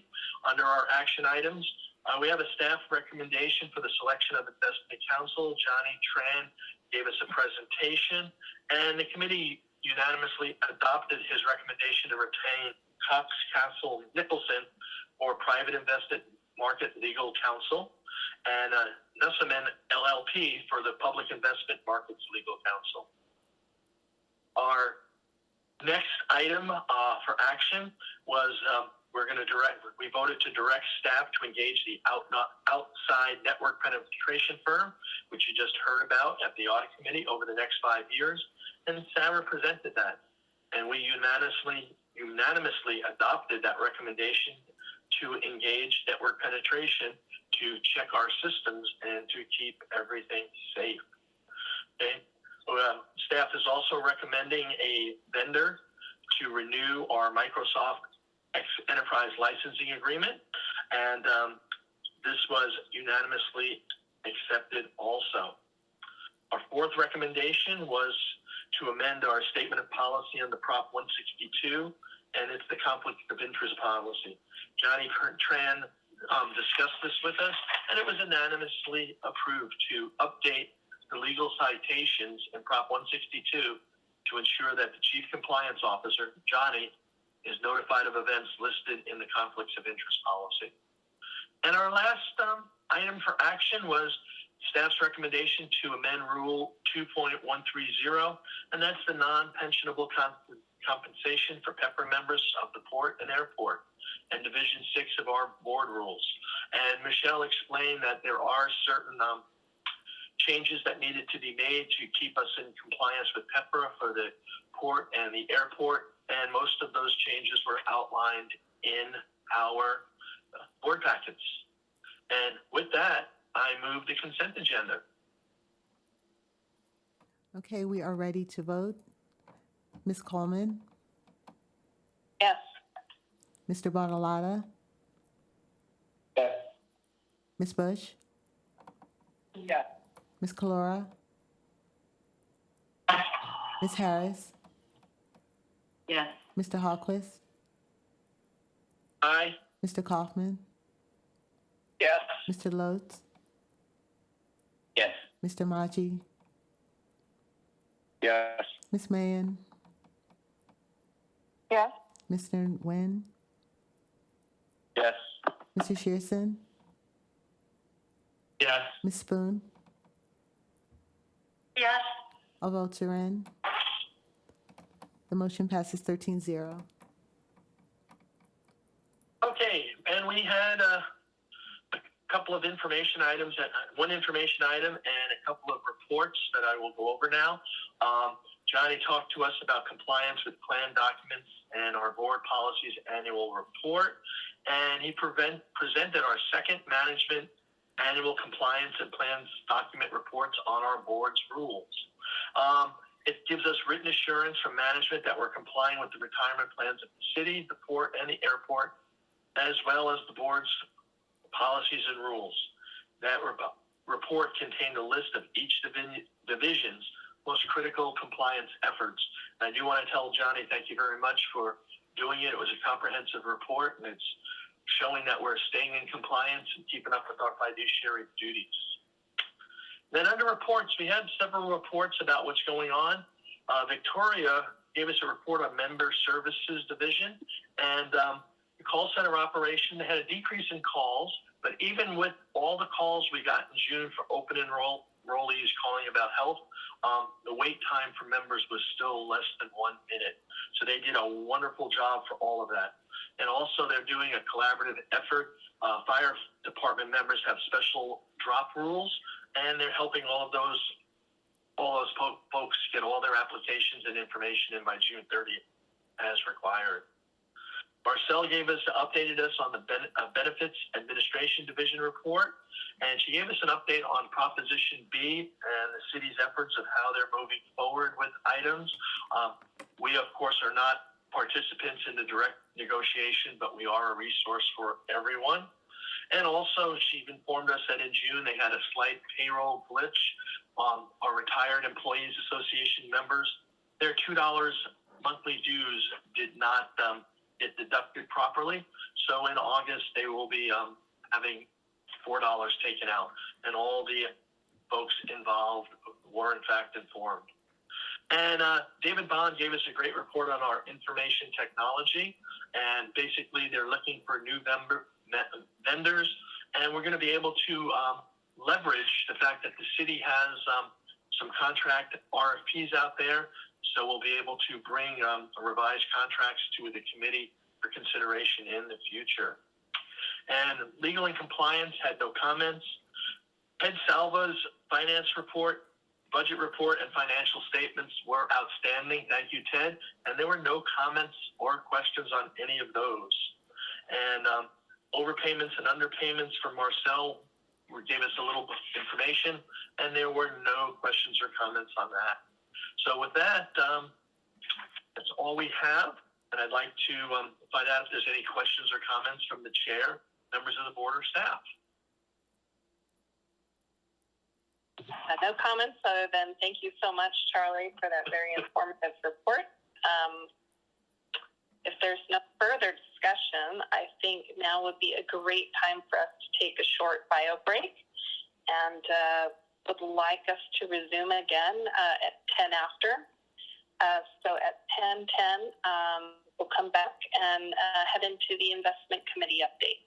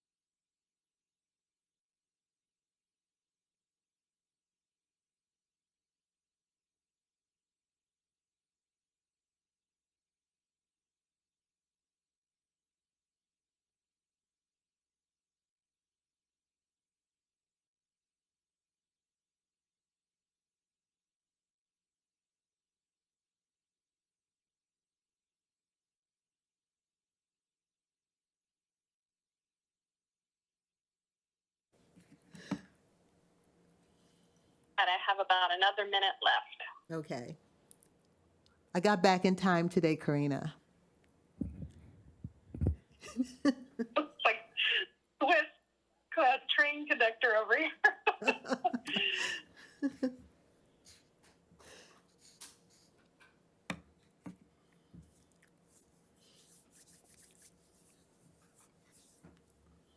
Serena, are you in the office or are you at home? I'm actually neither. I'm in a hotel room. Okay. Your background looks a little like Cynthia's. I couldn't. Maybe. Oh, yeah. No, I'm actually up in Lancaster today. And my daughter is here for a softball tournament. So that's what's going on my side. So I'm kind of working remotely. Wow, you picked a real great garden spot in the summertime, didn't you? Are you looking at I'm joking. Oh, okay. Because Lou is actually sitting in Washington, and he's really got the backdrop. But, Yeah, we're all envious of Lou. You know? Yeah, for sure. All right. Well, welcome back, everyone. I have 10:10 exactly. And I'm going to turn now to the investment committee. We met yesterday, and we had several action items. We're going to cover those. They will require board vote. The first was our annual investment policy statement review, and I'm going to recognize Demetrios. Thank you, Karina, and good morning, everyone. Every year, SDCERS reviews its investment policy statement, or IPS, and the purpose of this annual review is to ensure that the investment policies that SDCERS has in place are up to date, that they continue to be appropriate for SDCERS' circumstances, and they are in line with the best practices in the industry. This is a critical process as the IPS lays the framework for how the investment program is run. And in addition to being reviewed by both staff and the investment consultant, Aon, the IPS is reviewed by the Fiduciary Council. The most notable item from this year's review was incorporating a change that came about from this year's asset allocation review. As a reminder, in May, the board voted to change the EMD asset class to a broader return-seeking fixed income allocation. So this change was incorporated into the IPS along with the corresponding benchmark change. There were several other relatively minor changes made relating to clarification of some roles and responsibilities, the addition of some foundational investment principles, and the inclusion of the private equity and real estate investment policies to the appendix of the IPS. These changes are all highlighted in the red line version of the IPS that is in the board materials. But if there are any questions, please feel free to ask. If not, I will turn it back over to you, Karina. And as a reminder, yesterday this passed unanimously at the investment committee. Yes, and I will go ahead and make a motion to approve those items. We're broadening out from the return-seeking fixed income to include emerging market debt and bank loans and high yield. So I think this will be a great addition for our portfolio to add increased diversification. Okay, we are ready to vote. Ms. Coleman? Yes. Mr. Bartolotta? Yes. Ms. Bush? Yes. Ms. Calora? Ms. Harris? Yes. Mr. Hallquist? Aye. Mr. Kaufman? Yes. Mr. Lutz? Yes. Mr. Maji? Yes. Ms. Mann? Yeah. Mr. Nguyen? Yes. Mr. Shearson? Yes. Ms. Spoon? Yes. All votes are in. The motion passes 13-0. Okay, thank you, everyone. The next item that we have for board action is the review of the real estate investment policy as well as the fiscal year 2022 Real Estate Investment Plan, and I'm going to turn this over to Jamie. Great. Thank you, Karina. This item is brought in front of you on an annual basis. For the Real Estate Investment Plan this year, we are not recommending any changes being made to the policy. For the Real Estate Investment Plan, there are a few actions that we're recommending, and I'd like to walk you through those recommended changes for fiscal year 2022 Real Estate Investment Plan. So looking on the core side first, within structural core, and this is designed to provide benchmark-like exposure to the NFI Odyssey through the use of open-end core commingled funds. We're going to continue with the DWS transition plan. In 2016, there were 19 assets that SDCERS held, 19 separately owned properties that SDCERS owned. We have been liquidating those over time, and currently we have one left. That is an update to your materials. We had one sale that closed just last week. So we're left with one asset, and the manager is targeting that the sale of that asset will occur within fiscal year 22.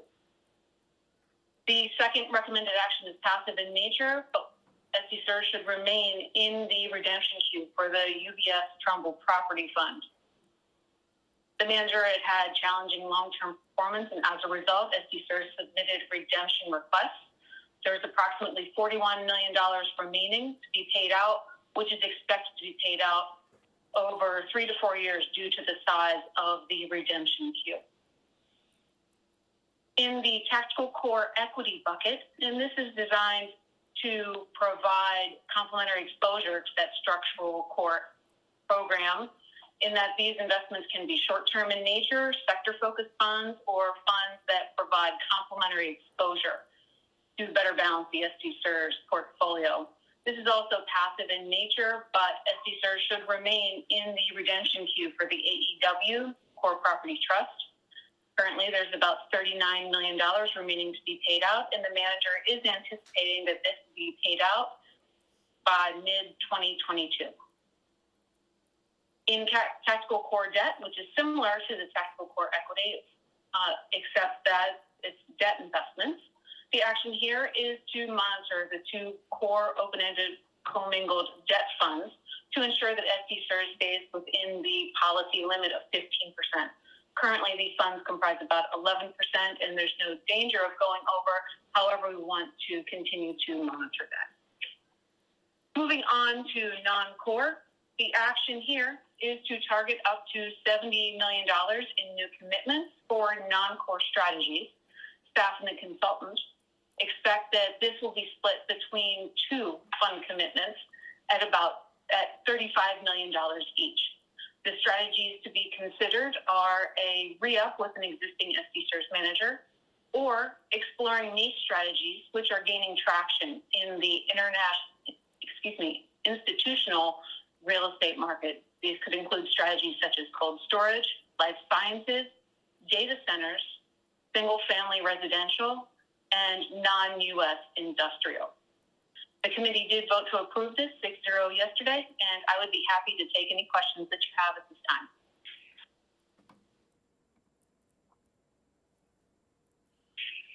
Are there any questions on the real estate investment policy review or the investment plan?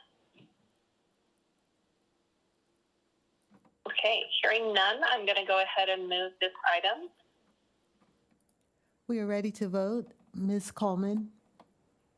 Yes. Mr. Bartolotta? Yes. Ms. Bush? Yes. Ms. Calora? Ms. Harris? Yes. Mr. Hallquist? Aye. Mr. Kaufman? Yes. Mr. Lutz? Yes. Mr. Maji?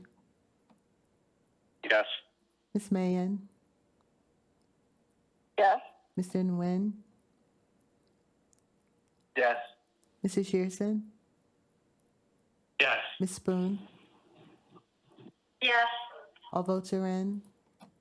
The motion passes 13-0. Great. And I will just mention, Jamie, it's great news to hear the DWS portfolio has dwindled down for new board members. The fund outright owned certain buildings. And so we sold those one by one to invest in more diversified funds. So that's great news. The next action item we had was an approval for William Blair's International Leaders Strategy to constitute 13% of the non-U.S. equity class. And I'm going to hand it over to Anders now to walk us through. Thank you, Karina. And congratulations on being elected board president, I guess. And welcome to the new trustees as well. I look forward to seeing you in person, hopefully pretty soon. But let's talk a little bit about this agenda item. So this is a recommendation to add William Blair's International Leaders Strategy to SDCERS' non-U.S. equity asset class at a 13% allocation, which equates to about $215 million. As you may remember, I should say, at the May meeting, the board voted to approve the 2021 portfolio structure review, and in this review, Aon recommended adding an additional investment manager to the non-U.S. equity asset class. So I thought it would be helpful just to give you some background on why we're recommending adding a new manager to the non-U.S. equity asset class. And the reason is to implement some of the enhancements we identified in the non-U.S. equity asset class during the portfolio structure review, which outlined that we currently have a slight underweight to large cap stocks and a slight bias to value stocks. We also noted some concentration in the active risk contribution with Brandes, and we also wanted to increase active management as the non-U.S. equity space has a greater opportunity for excess returns. So the search was therefore focused on finding a large cap growth manager that would complement SDCERS' existing value style manager, Brandes, well. And William Blair was the manager that we identified, and that manager is referred to what we call a quality growth manager. And this means that they don't just look for companies that are experiencing high growth and buy them, which we sometimes call growth at any price. The quality component in William Blair's investment policy, and it means that they look for growth companies with sustainable growth and high quality balance sheets that have good debt levels and good management teams in place. And their investment process focuses on identifying companies with sustainable competitive advantages where there are high barriers to entry and strong pricing power. Some of the things we liked about William Blair were their ability to consistently generate excess returns above market, also the stability of the firm, and the long track record of the strategy. If we look at the portfolio fit within SDCERS' portfolio, we also noticed that William Blair fits well within the non-U.S. equity asset class. Being a large cap growth manager, William Blair will help mitigate the underweight to large cap stocks and the current value bias mentioned earlier. William Blair also has a negative correlation to Brandes, which we believe would help reduce the active risk contribution from Brandes. So adding William Blair will also create greater potential for excess returns without materially increasing the active risk in the asset class or on the total fund level. And yesterday, the investment committee unanimously voted to approve William Blair, and that concludes my remarks, but I'm happy to answer any questions if there are any.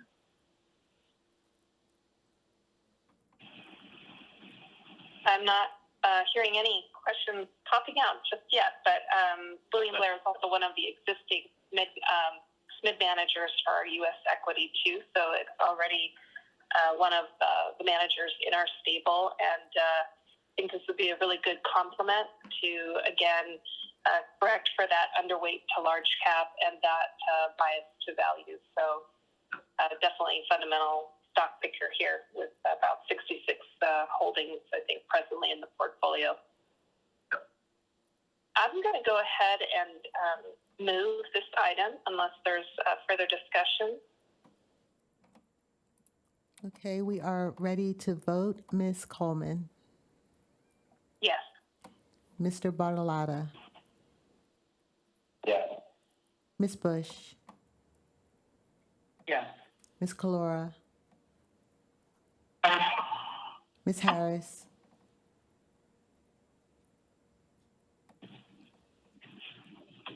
Ms. Harris, Yes. Mr. Hallquist, Aye. Mr. Kaufman, Yes. Mr. Lodes, Yes. Mr. Maji, Yes. Ms. Mann, Yes. Mr. Nguyen,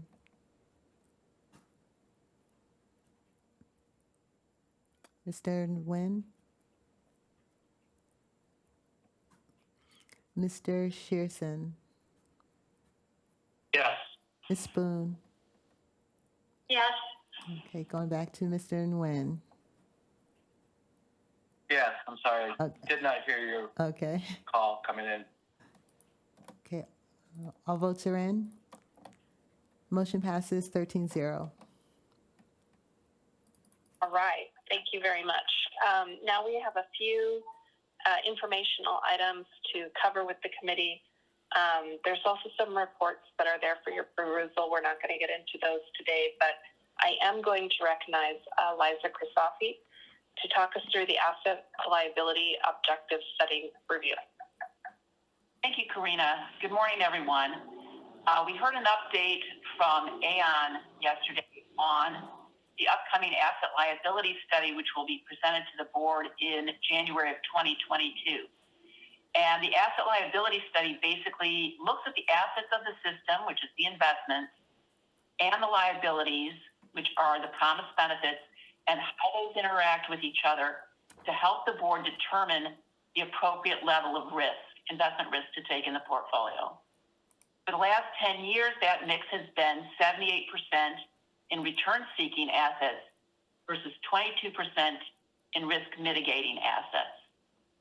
Aon will be working closely with our actuarial consultant, Chiron, on incorporating new data, new information related to the repeal of Proposition B and adding new participants, the potential lengthening of the time horizon for investments, and the impact on cash flows. I believe they will be presenting a draft report of this at the November meeting and then finalize the asset liability study in January. Thank you. All right, so more to come on that. Thank you so much, Liza. The next informational item we had is the total fund report. And again, this was for the quarter ended March 31st, 2021, which, as the reminder, is the end of technically our third fiscal quarter as the fiscal year ends on June 30th. And for this item, I'm going to turn it over to Anders. Thanks, Karina. Just if we can get the total fund performance on this. There you go. Thank you. Move to slide 7, please. So I wanted to start with this slide as it's a really good visual of the amazing recovery we've seen over the last year in the portfolio. As you can see in this slide, at this point last year, we were just shy of $8 billion, and we ended the first calendar quarter of 2021 at just over $10 billion. I think that's just a remarkable movement in 1 year. And if we can go to slide 9, Jessica, please. This slide shows how we got to that $10 billion mark. And as you can see, the fund generated a return of 4.3% during the quarter, outperforming the benchmark by 0.8%. And this was driven by strong relative performance across public markets and infrastructure. Same story for the fiscal year to date, as returns have stayed very strong on an absolute basis as a result of the strong rebound in the equity markets. Looking at the 1 year return relative to the benchmark, it is improving but continues to be a drag, mainly due to the underperformance by the Opportunity Fund. And just as a reminder for maybe the newer trustees, the role of the Opportunity Fund is to provide diversification to the total fund. And as such, it holds mostly fixed income type investments, and it's not really meant to keep up during strong bull market environments like the one we're in right now. But on a positive note, on the 1 year return time period, the return is gearing up to be the best return we've had since the Great Recession. back in 2009. That's good news. And also the longer time periods, as you can see, show solid returns well above the 6.5% actuarial rate of return targets. And if we can move to slide 11, Jessica, please. This slide shows SDCERS' return compared to its peer group of public pension plans over $1 billion. SDCERS' return for the quarter was better than 86% of our peers. And although we're showing great returns on an absolute basis, we're ranked in the 51st and the 78th percentile for the fiscal year to date and the last 12 months. And the reason for this ranking is really mainly due to the fact that our peers have higher allocations to equities, I believe in the 55 to 60% range, and we're in the low 40s. And equities was the best performing asset class during those time periods. So essentially, the more equities you had in your portfolio, the better ranking you would have had. But over the long term, as you know, a more balanced portfolio tends to outperform. As you can see, over the longer term periods, SDCERS ranked in the top third over 5 and 10 years. And over the last 20 years, we're actually in the top percentile of all the pension plan peers. If we can move to slide 13, Jessica, please. And as you know, on this slide, we can look at return and risk. As you know, return is only one of the factors when we look at investment performance. To properly judge investment performance, we also need to look at the level of risk we took to generate those returns. In this slide, risk is measured using the standard deviation of the returns of the fund. If you look on the right-hand side of the screen, under standard deviation, you can see that SDCERS carried a lower risk in its portfolio than 76% of its peers over the last 3 and 5 years, and lower than 60% of our peers for the last 10 years. So what these last two slides really show is essentially that over the last 3, 5, and 10 years, we were able to generate above average returns with below average risk compared to our SDCERS, when comparing SDCERS to our peers, basically. And that's exactly what we want to achieve. It kind of goes back to what, I guess, Harvey was talking about in his one of the 5 fiduciary duties, right? That you have to look at minimizing risk and maximizing your return. So to summarize what I've just said, we saw strong performance for the fund during the quarter, both on a relative and absolute basis, and over the long term, performance continues to be good, outperforming the 6.5% actuarial rate of return. And those are my remarks, and I'd be happy to answer any questions. Thank you so much, Anders. It's good to see that the high Sharpe ratio there on the 5-year, especially impressive. So thank you so much for your update. Any other questions? If not, we are, this is not a voting action item. We're going to move forward, and I'm going to recognize Jamie to handle the next 2 items. The Aon Townsend Real Estate Performance Report, and that's going to be now for the quarter ended December 31st, because this is in a 1 quarter lag. So I'm going to hand it over to Jamie. Great. Thank you, Karina. So I'm briefly going to cover performance for the quarter and an update on longer-term performance. For the quarter, SDCERS' real estate portfolio had a return of 1.6% versus the benchmark at 1.2%. For the 1-year period, SDCERS had a return of 1.2% versus the benchmark at 0.8%. The portfolio continues to outperform over the 5, 10, and since inception time periods, and the exception is the 3-year period where it's performing just in line with the benchmark. This outperformance over the longer term is attributable to both the core and non-core portfolios. And the single largest contributor to performance across the longer time period was the DWS individually managed account, which, as we discussed previously, is in liquidation mode. With that, I'd be happy to answer any questions that you have about the real estate performance.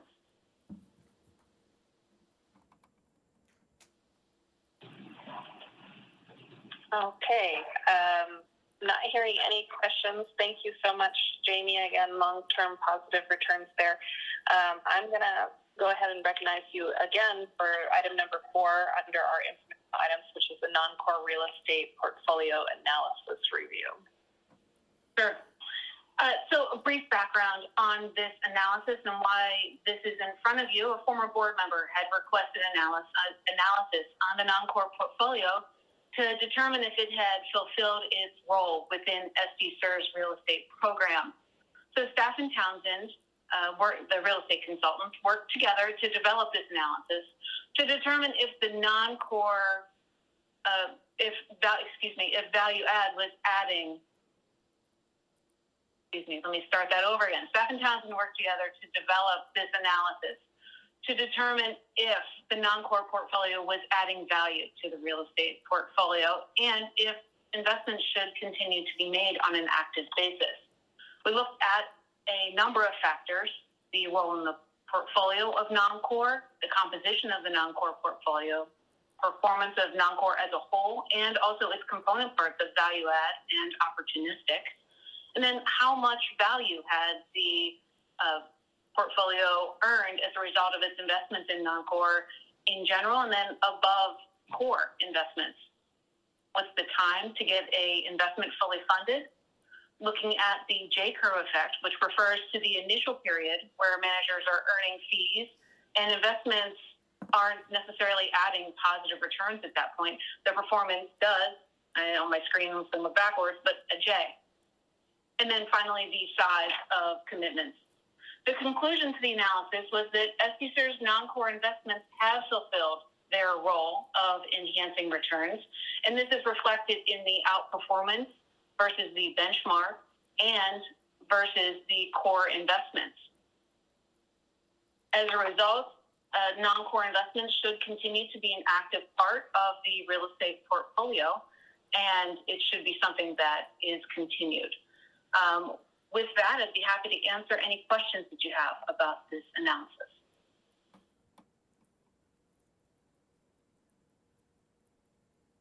Thank you so much, Jamie. And this analysis was requested by our outgoing board president, Carol Broad, as I understood.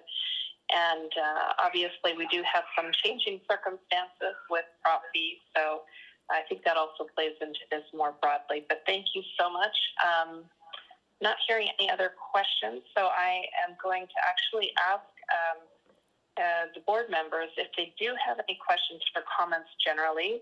And I'm also going to ask Greg to make some comments if no one has anything that they'd like to discuss at this time. I know Greg has some things he would like to share. Thank you, Karina. Are there any questions before? Okay, go ahead, Greg. Thank you, Karina. First, I would like to recognize and welcome Michelle, Lisa Marie, and Louis for their board service. Staff has thoroughly enjoyed meeting our new members during our orientation and is really excited to have them join the board. And we look forward to working with you and the rest of the board in the coming years. I'd also like to recognize Lou Maggi for his superior cybercrime detection skills. Lou recently received a pretty good phishing scam email at his sdcers.org email address, tempting him to click on a link to verify his account due to some unusual sign-in activity in Norway. Lou was not fooled by this and alerted SDCERS Help Desk. And even though we do have phishing scam testing where we try to trick people into selecting stuff, this was not a test, and I just really wanted to recognize and thank Lou for his cybercrime detection skills. Nice work. I also wanted to mention that SDCERS Trust Fund reached $100 billion in assets under management since our last meeting, and reaching the $10 billion.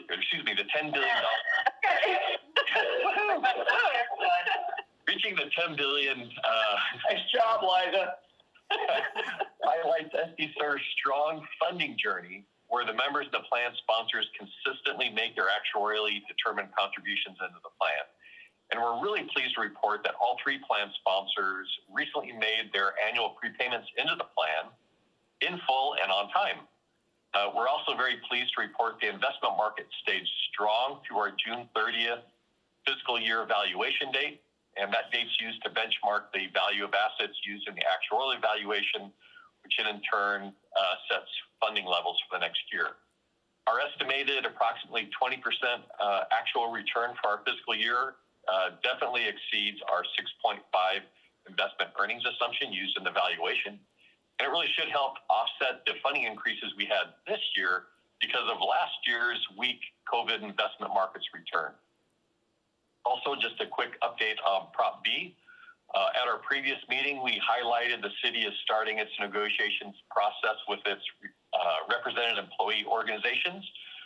And although SDCERS is not a party to these negotiations, SDCERS volunteers its staff and expertise to support their efforts. We have been effectively engaged in the process, supporting all of the stakeholders and both sides of negotiating table, so to speak.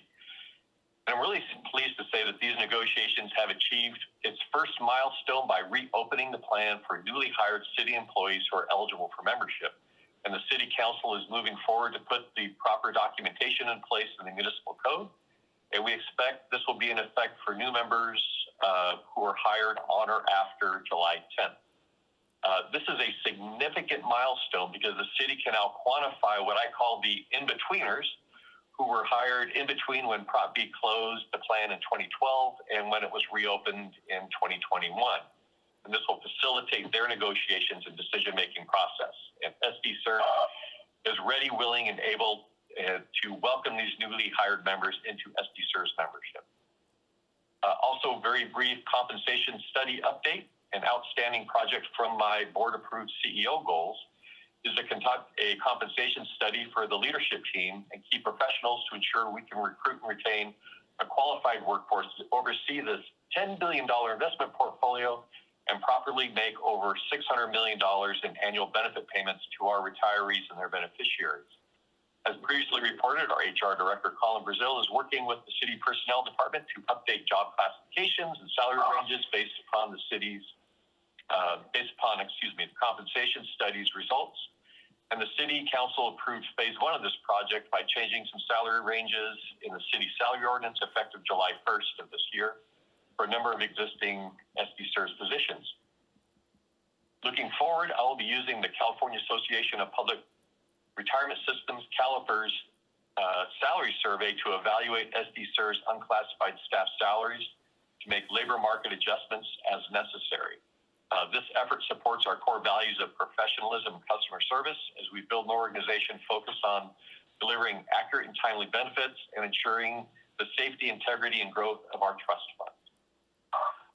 Also wanted to highlight a problem and resolution with our deduction agency portal. I won't go into all of my notes here, but as Charlie mentioned, we had a challenge with our deduction agency portal.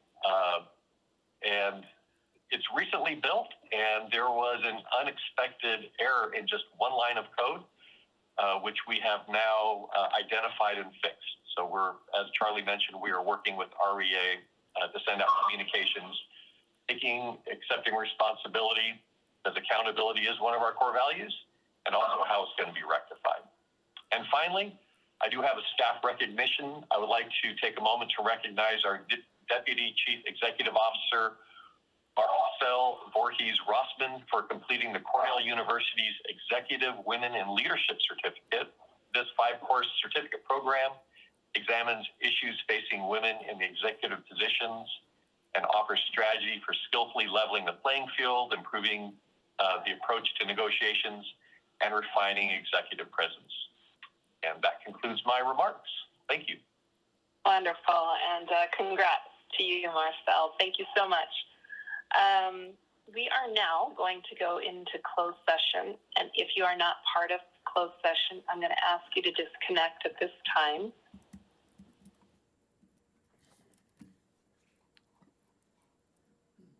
Cynthia, I know it's going to take a few minutes, so just let me know when we're ready to open up. Okay.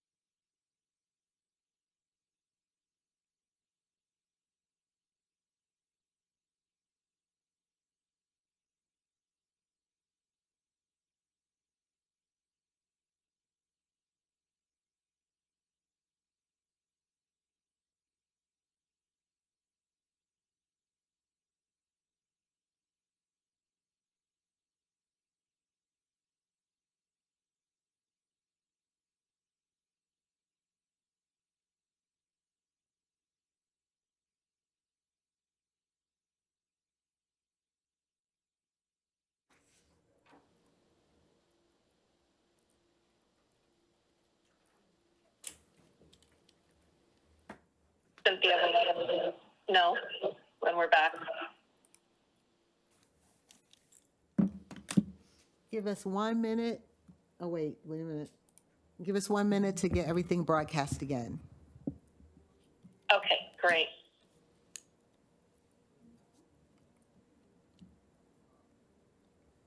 You might be looking at 11:45.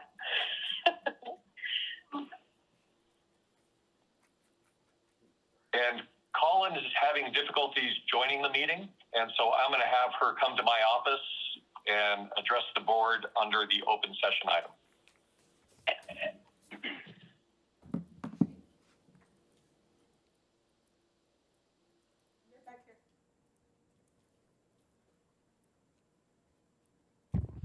Greg, she may have had.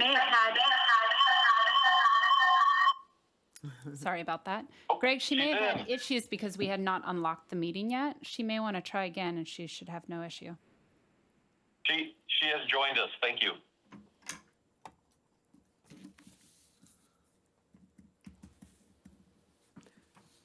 Are we ready, Michelle? Okay, we are ready, Ms. Coleman.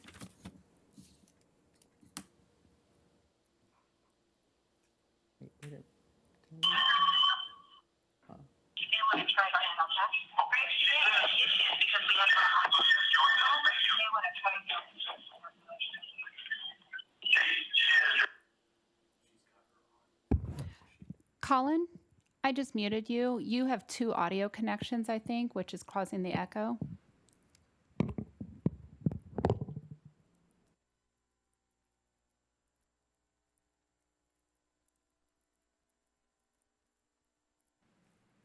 You'll need to unmute through the Zoom application when you're ready. Can she hear you? Colin, can you hear us? I don't think she can hear us.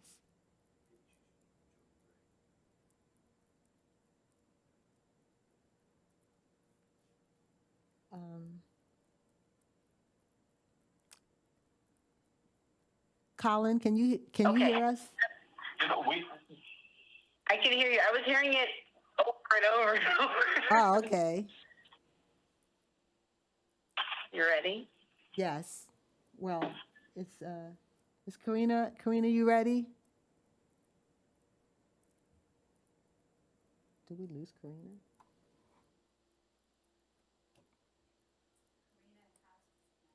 She did? I don't see her connected right now. Yeah, I don't see her either. And I have only 20 connections left.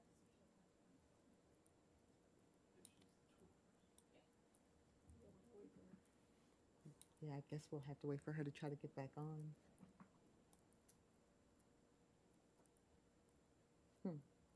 That's odd, because she was right there. Can you let him know we're waiting for Karina to rejoin? Okay.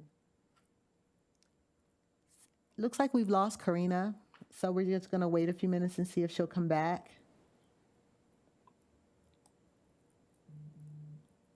We don't have a vice president, or maybe we... Hold a second. Hello, Cynthia? Yes.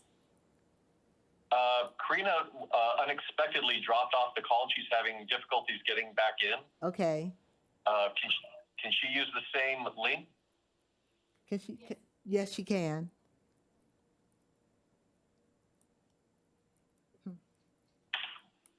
She probably was trying to get back in when it was still closed.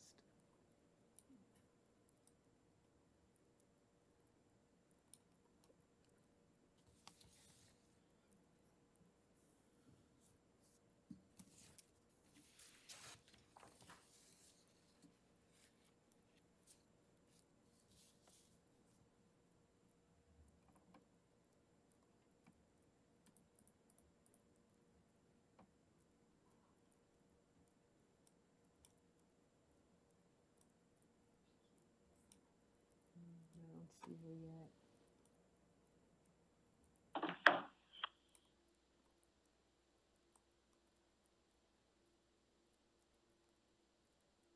Do you want to just...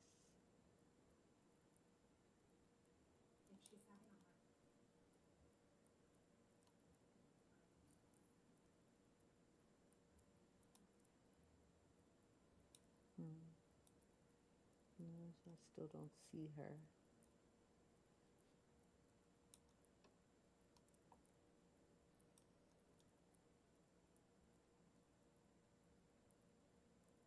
Sure. Michelle, Yes, Greg? do you have an opportunity to resend the link to Karina at her Sempra address? Yes, I'll take care of it. Just give me 1 second. Thank you.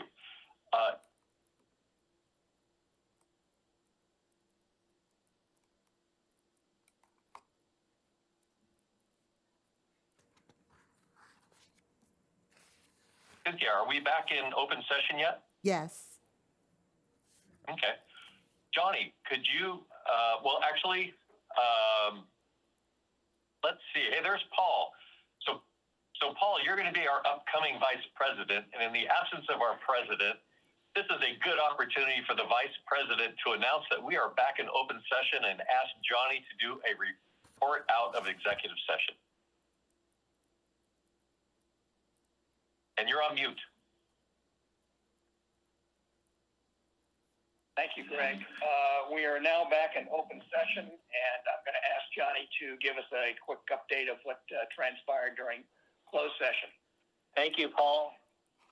So in closed session, the board authorized the chief executive officer to enter in a settlement concerning the death benefits of Robin Cervantes. The vote was unanimous, 13-0, with the following board members voting in favor: Coleman, Bartolotta, Bush, Calora, Harris, Hogquist, Kaufman, Lotz, Maggi, Mayen, Wien, Shearson, and Spoon.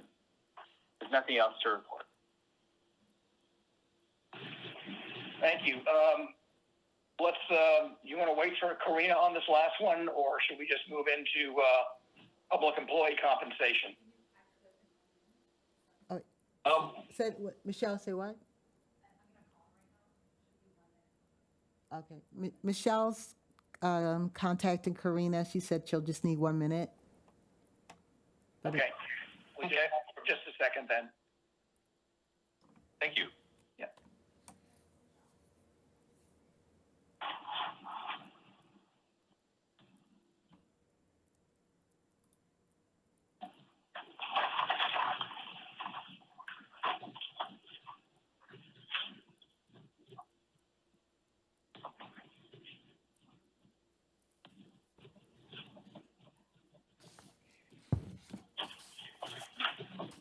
And for our new board members, I really would like to say that generally the meetings actually go much smoother than this. So I just feel that this is not indicative of our normal flow of meetings. So thank you for your patience. Okay. Hi, Greg. Oh, there she is. We are back in open session, Karina. Thank you for coming back. Yes, thank you. Sorry for that. Paul did a nice job of welcoming us back into open session, and Johnny did a wonderful job of doing our report out. And we are now ready for item 13, public employee compensation. Okay, wonderful. Thank you. So yes, I'm going to go ahead and recognize our HR director, Colin Brazil, for this item. Thank you, Madam President. Hi, I'm Colin Brazil, the SDCERS Human Resources Manager. And per the SDCERS board policy, it's my responsibility to present the salary surveys for the Chief Executive Officer and the Chief Internal Auditor positions to the board. We are currently still collecting data for the CEO salary survey, and it will be submitted to you in advance of the September 10th board meeting. But today I am here to review the Chief Internal Auditor survey that was provided to you and request approval for the salary recommended by the Audit Committee. So with the Chief Internal Auditor salary review, the data was provided by the HR professionals from the agencies listed.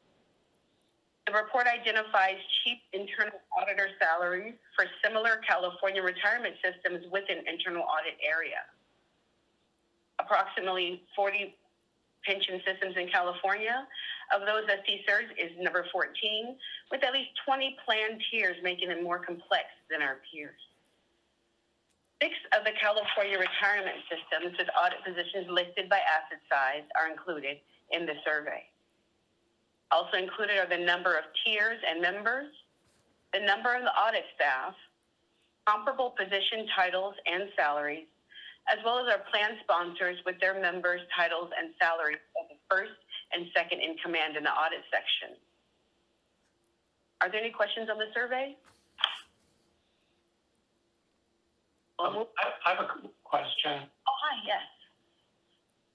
You said San Diego SDCERS is number 14? Yes. Based on what? Asset size. Asset size, not member size or anything else. Thank you. Thank you. Of the salary increases at SDCERS, recently we received a citywide cost of living increase. On July 1st, Sarah's salary has been increased to $168,522. Her current salary was ranked 5th of the 6 agencies surveyed and approximately $6,600 less than the average. Subsequent to the completion of the survey as well, Orange County increased their internal audit director classification range to $205,000 annually. Using the maximum range, Sarah will be approximately $14,000 below the average. Sarah's current range max is $191.6. At the July 7th meeting, the audit committee proposed a salary increase to $185,000, effective July 10th, 2021, the beginning of the next pay period. At this time, we're asking for the board for a motion to approve the proposed salary for Sarah, and I'm available to answer any questions. Thank you, Colin. I have a question. Go ahead, Bobby. So, Colin, I didn't know that Orange County had posted the updated number. So, did you do the average with that updated number? I did. And so it's not 175,000. What is it? I have it right here. Just one second. Sorry.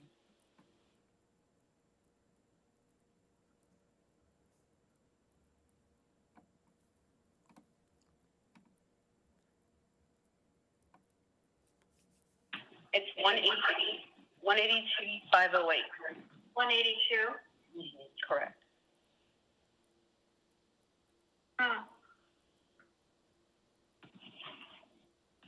Paul? Yeah, do you have a concern with that, Bobby? Yeah, I do. Okay. Because we used the 175 to get to the 185. Right. So the difference between the 175 and the 182 is 7. Do you have a recommendation as to what you think she ought to be moved to? 190.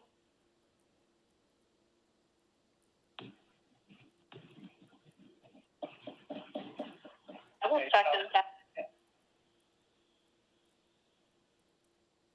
Support that. Karina, how do we handle this from a process standpoint? This is Greg. Okay, so sure. The committee is responsible to make recommendations to the board, and then it is the board to take into consideration the committee's recommendation, all other factors and information, and come to their own conclusion. So the board is not bound by the committee's decision. It's just taking that into consideration when they make a final determination. I understand. So you could vote to keep Sarah's salary the same. You could give her more. You could give her something different than the committee. That is really up to the board's prerogative. You know, initially I had some concern because some of these numbers are the same as the numbers that were provided to me last year. So they didn't include the pay increase that they will all be getting. So we came to this conclusion of 185 with a pay increase for 2020 and 2021. But, you know, with the new information, I think we should at least increase it from the proposed 185 to 190. And we would have taken care of that at the audit committee level had we had that information. Correct. So that's my recommendation, 190. So, Bobby, I would support that as well, given this new information. Okay. I'd like to propose that we move it to 190.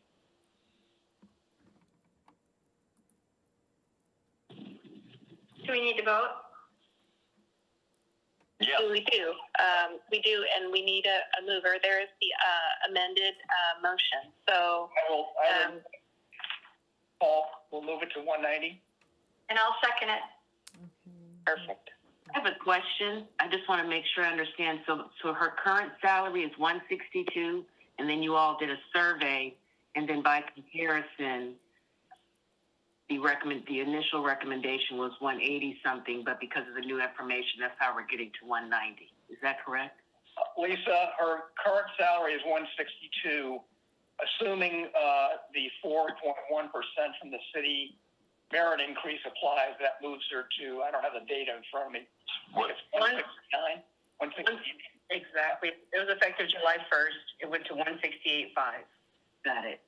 And the reason is that she has been reclassified.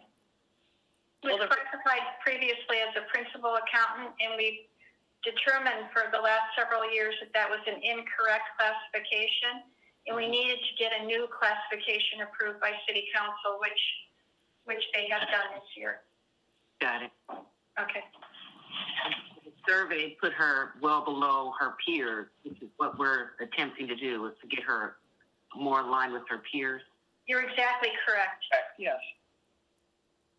And this is Lou chiming in. There's a lot of numbers being thrown around. What was the average for the set of peers you folks looked at? 185 was the average with the Orange County increase to 205,000. Okay. Thank you.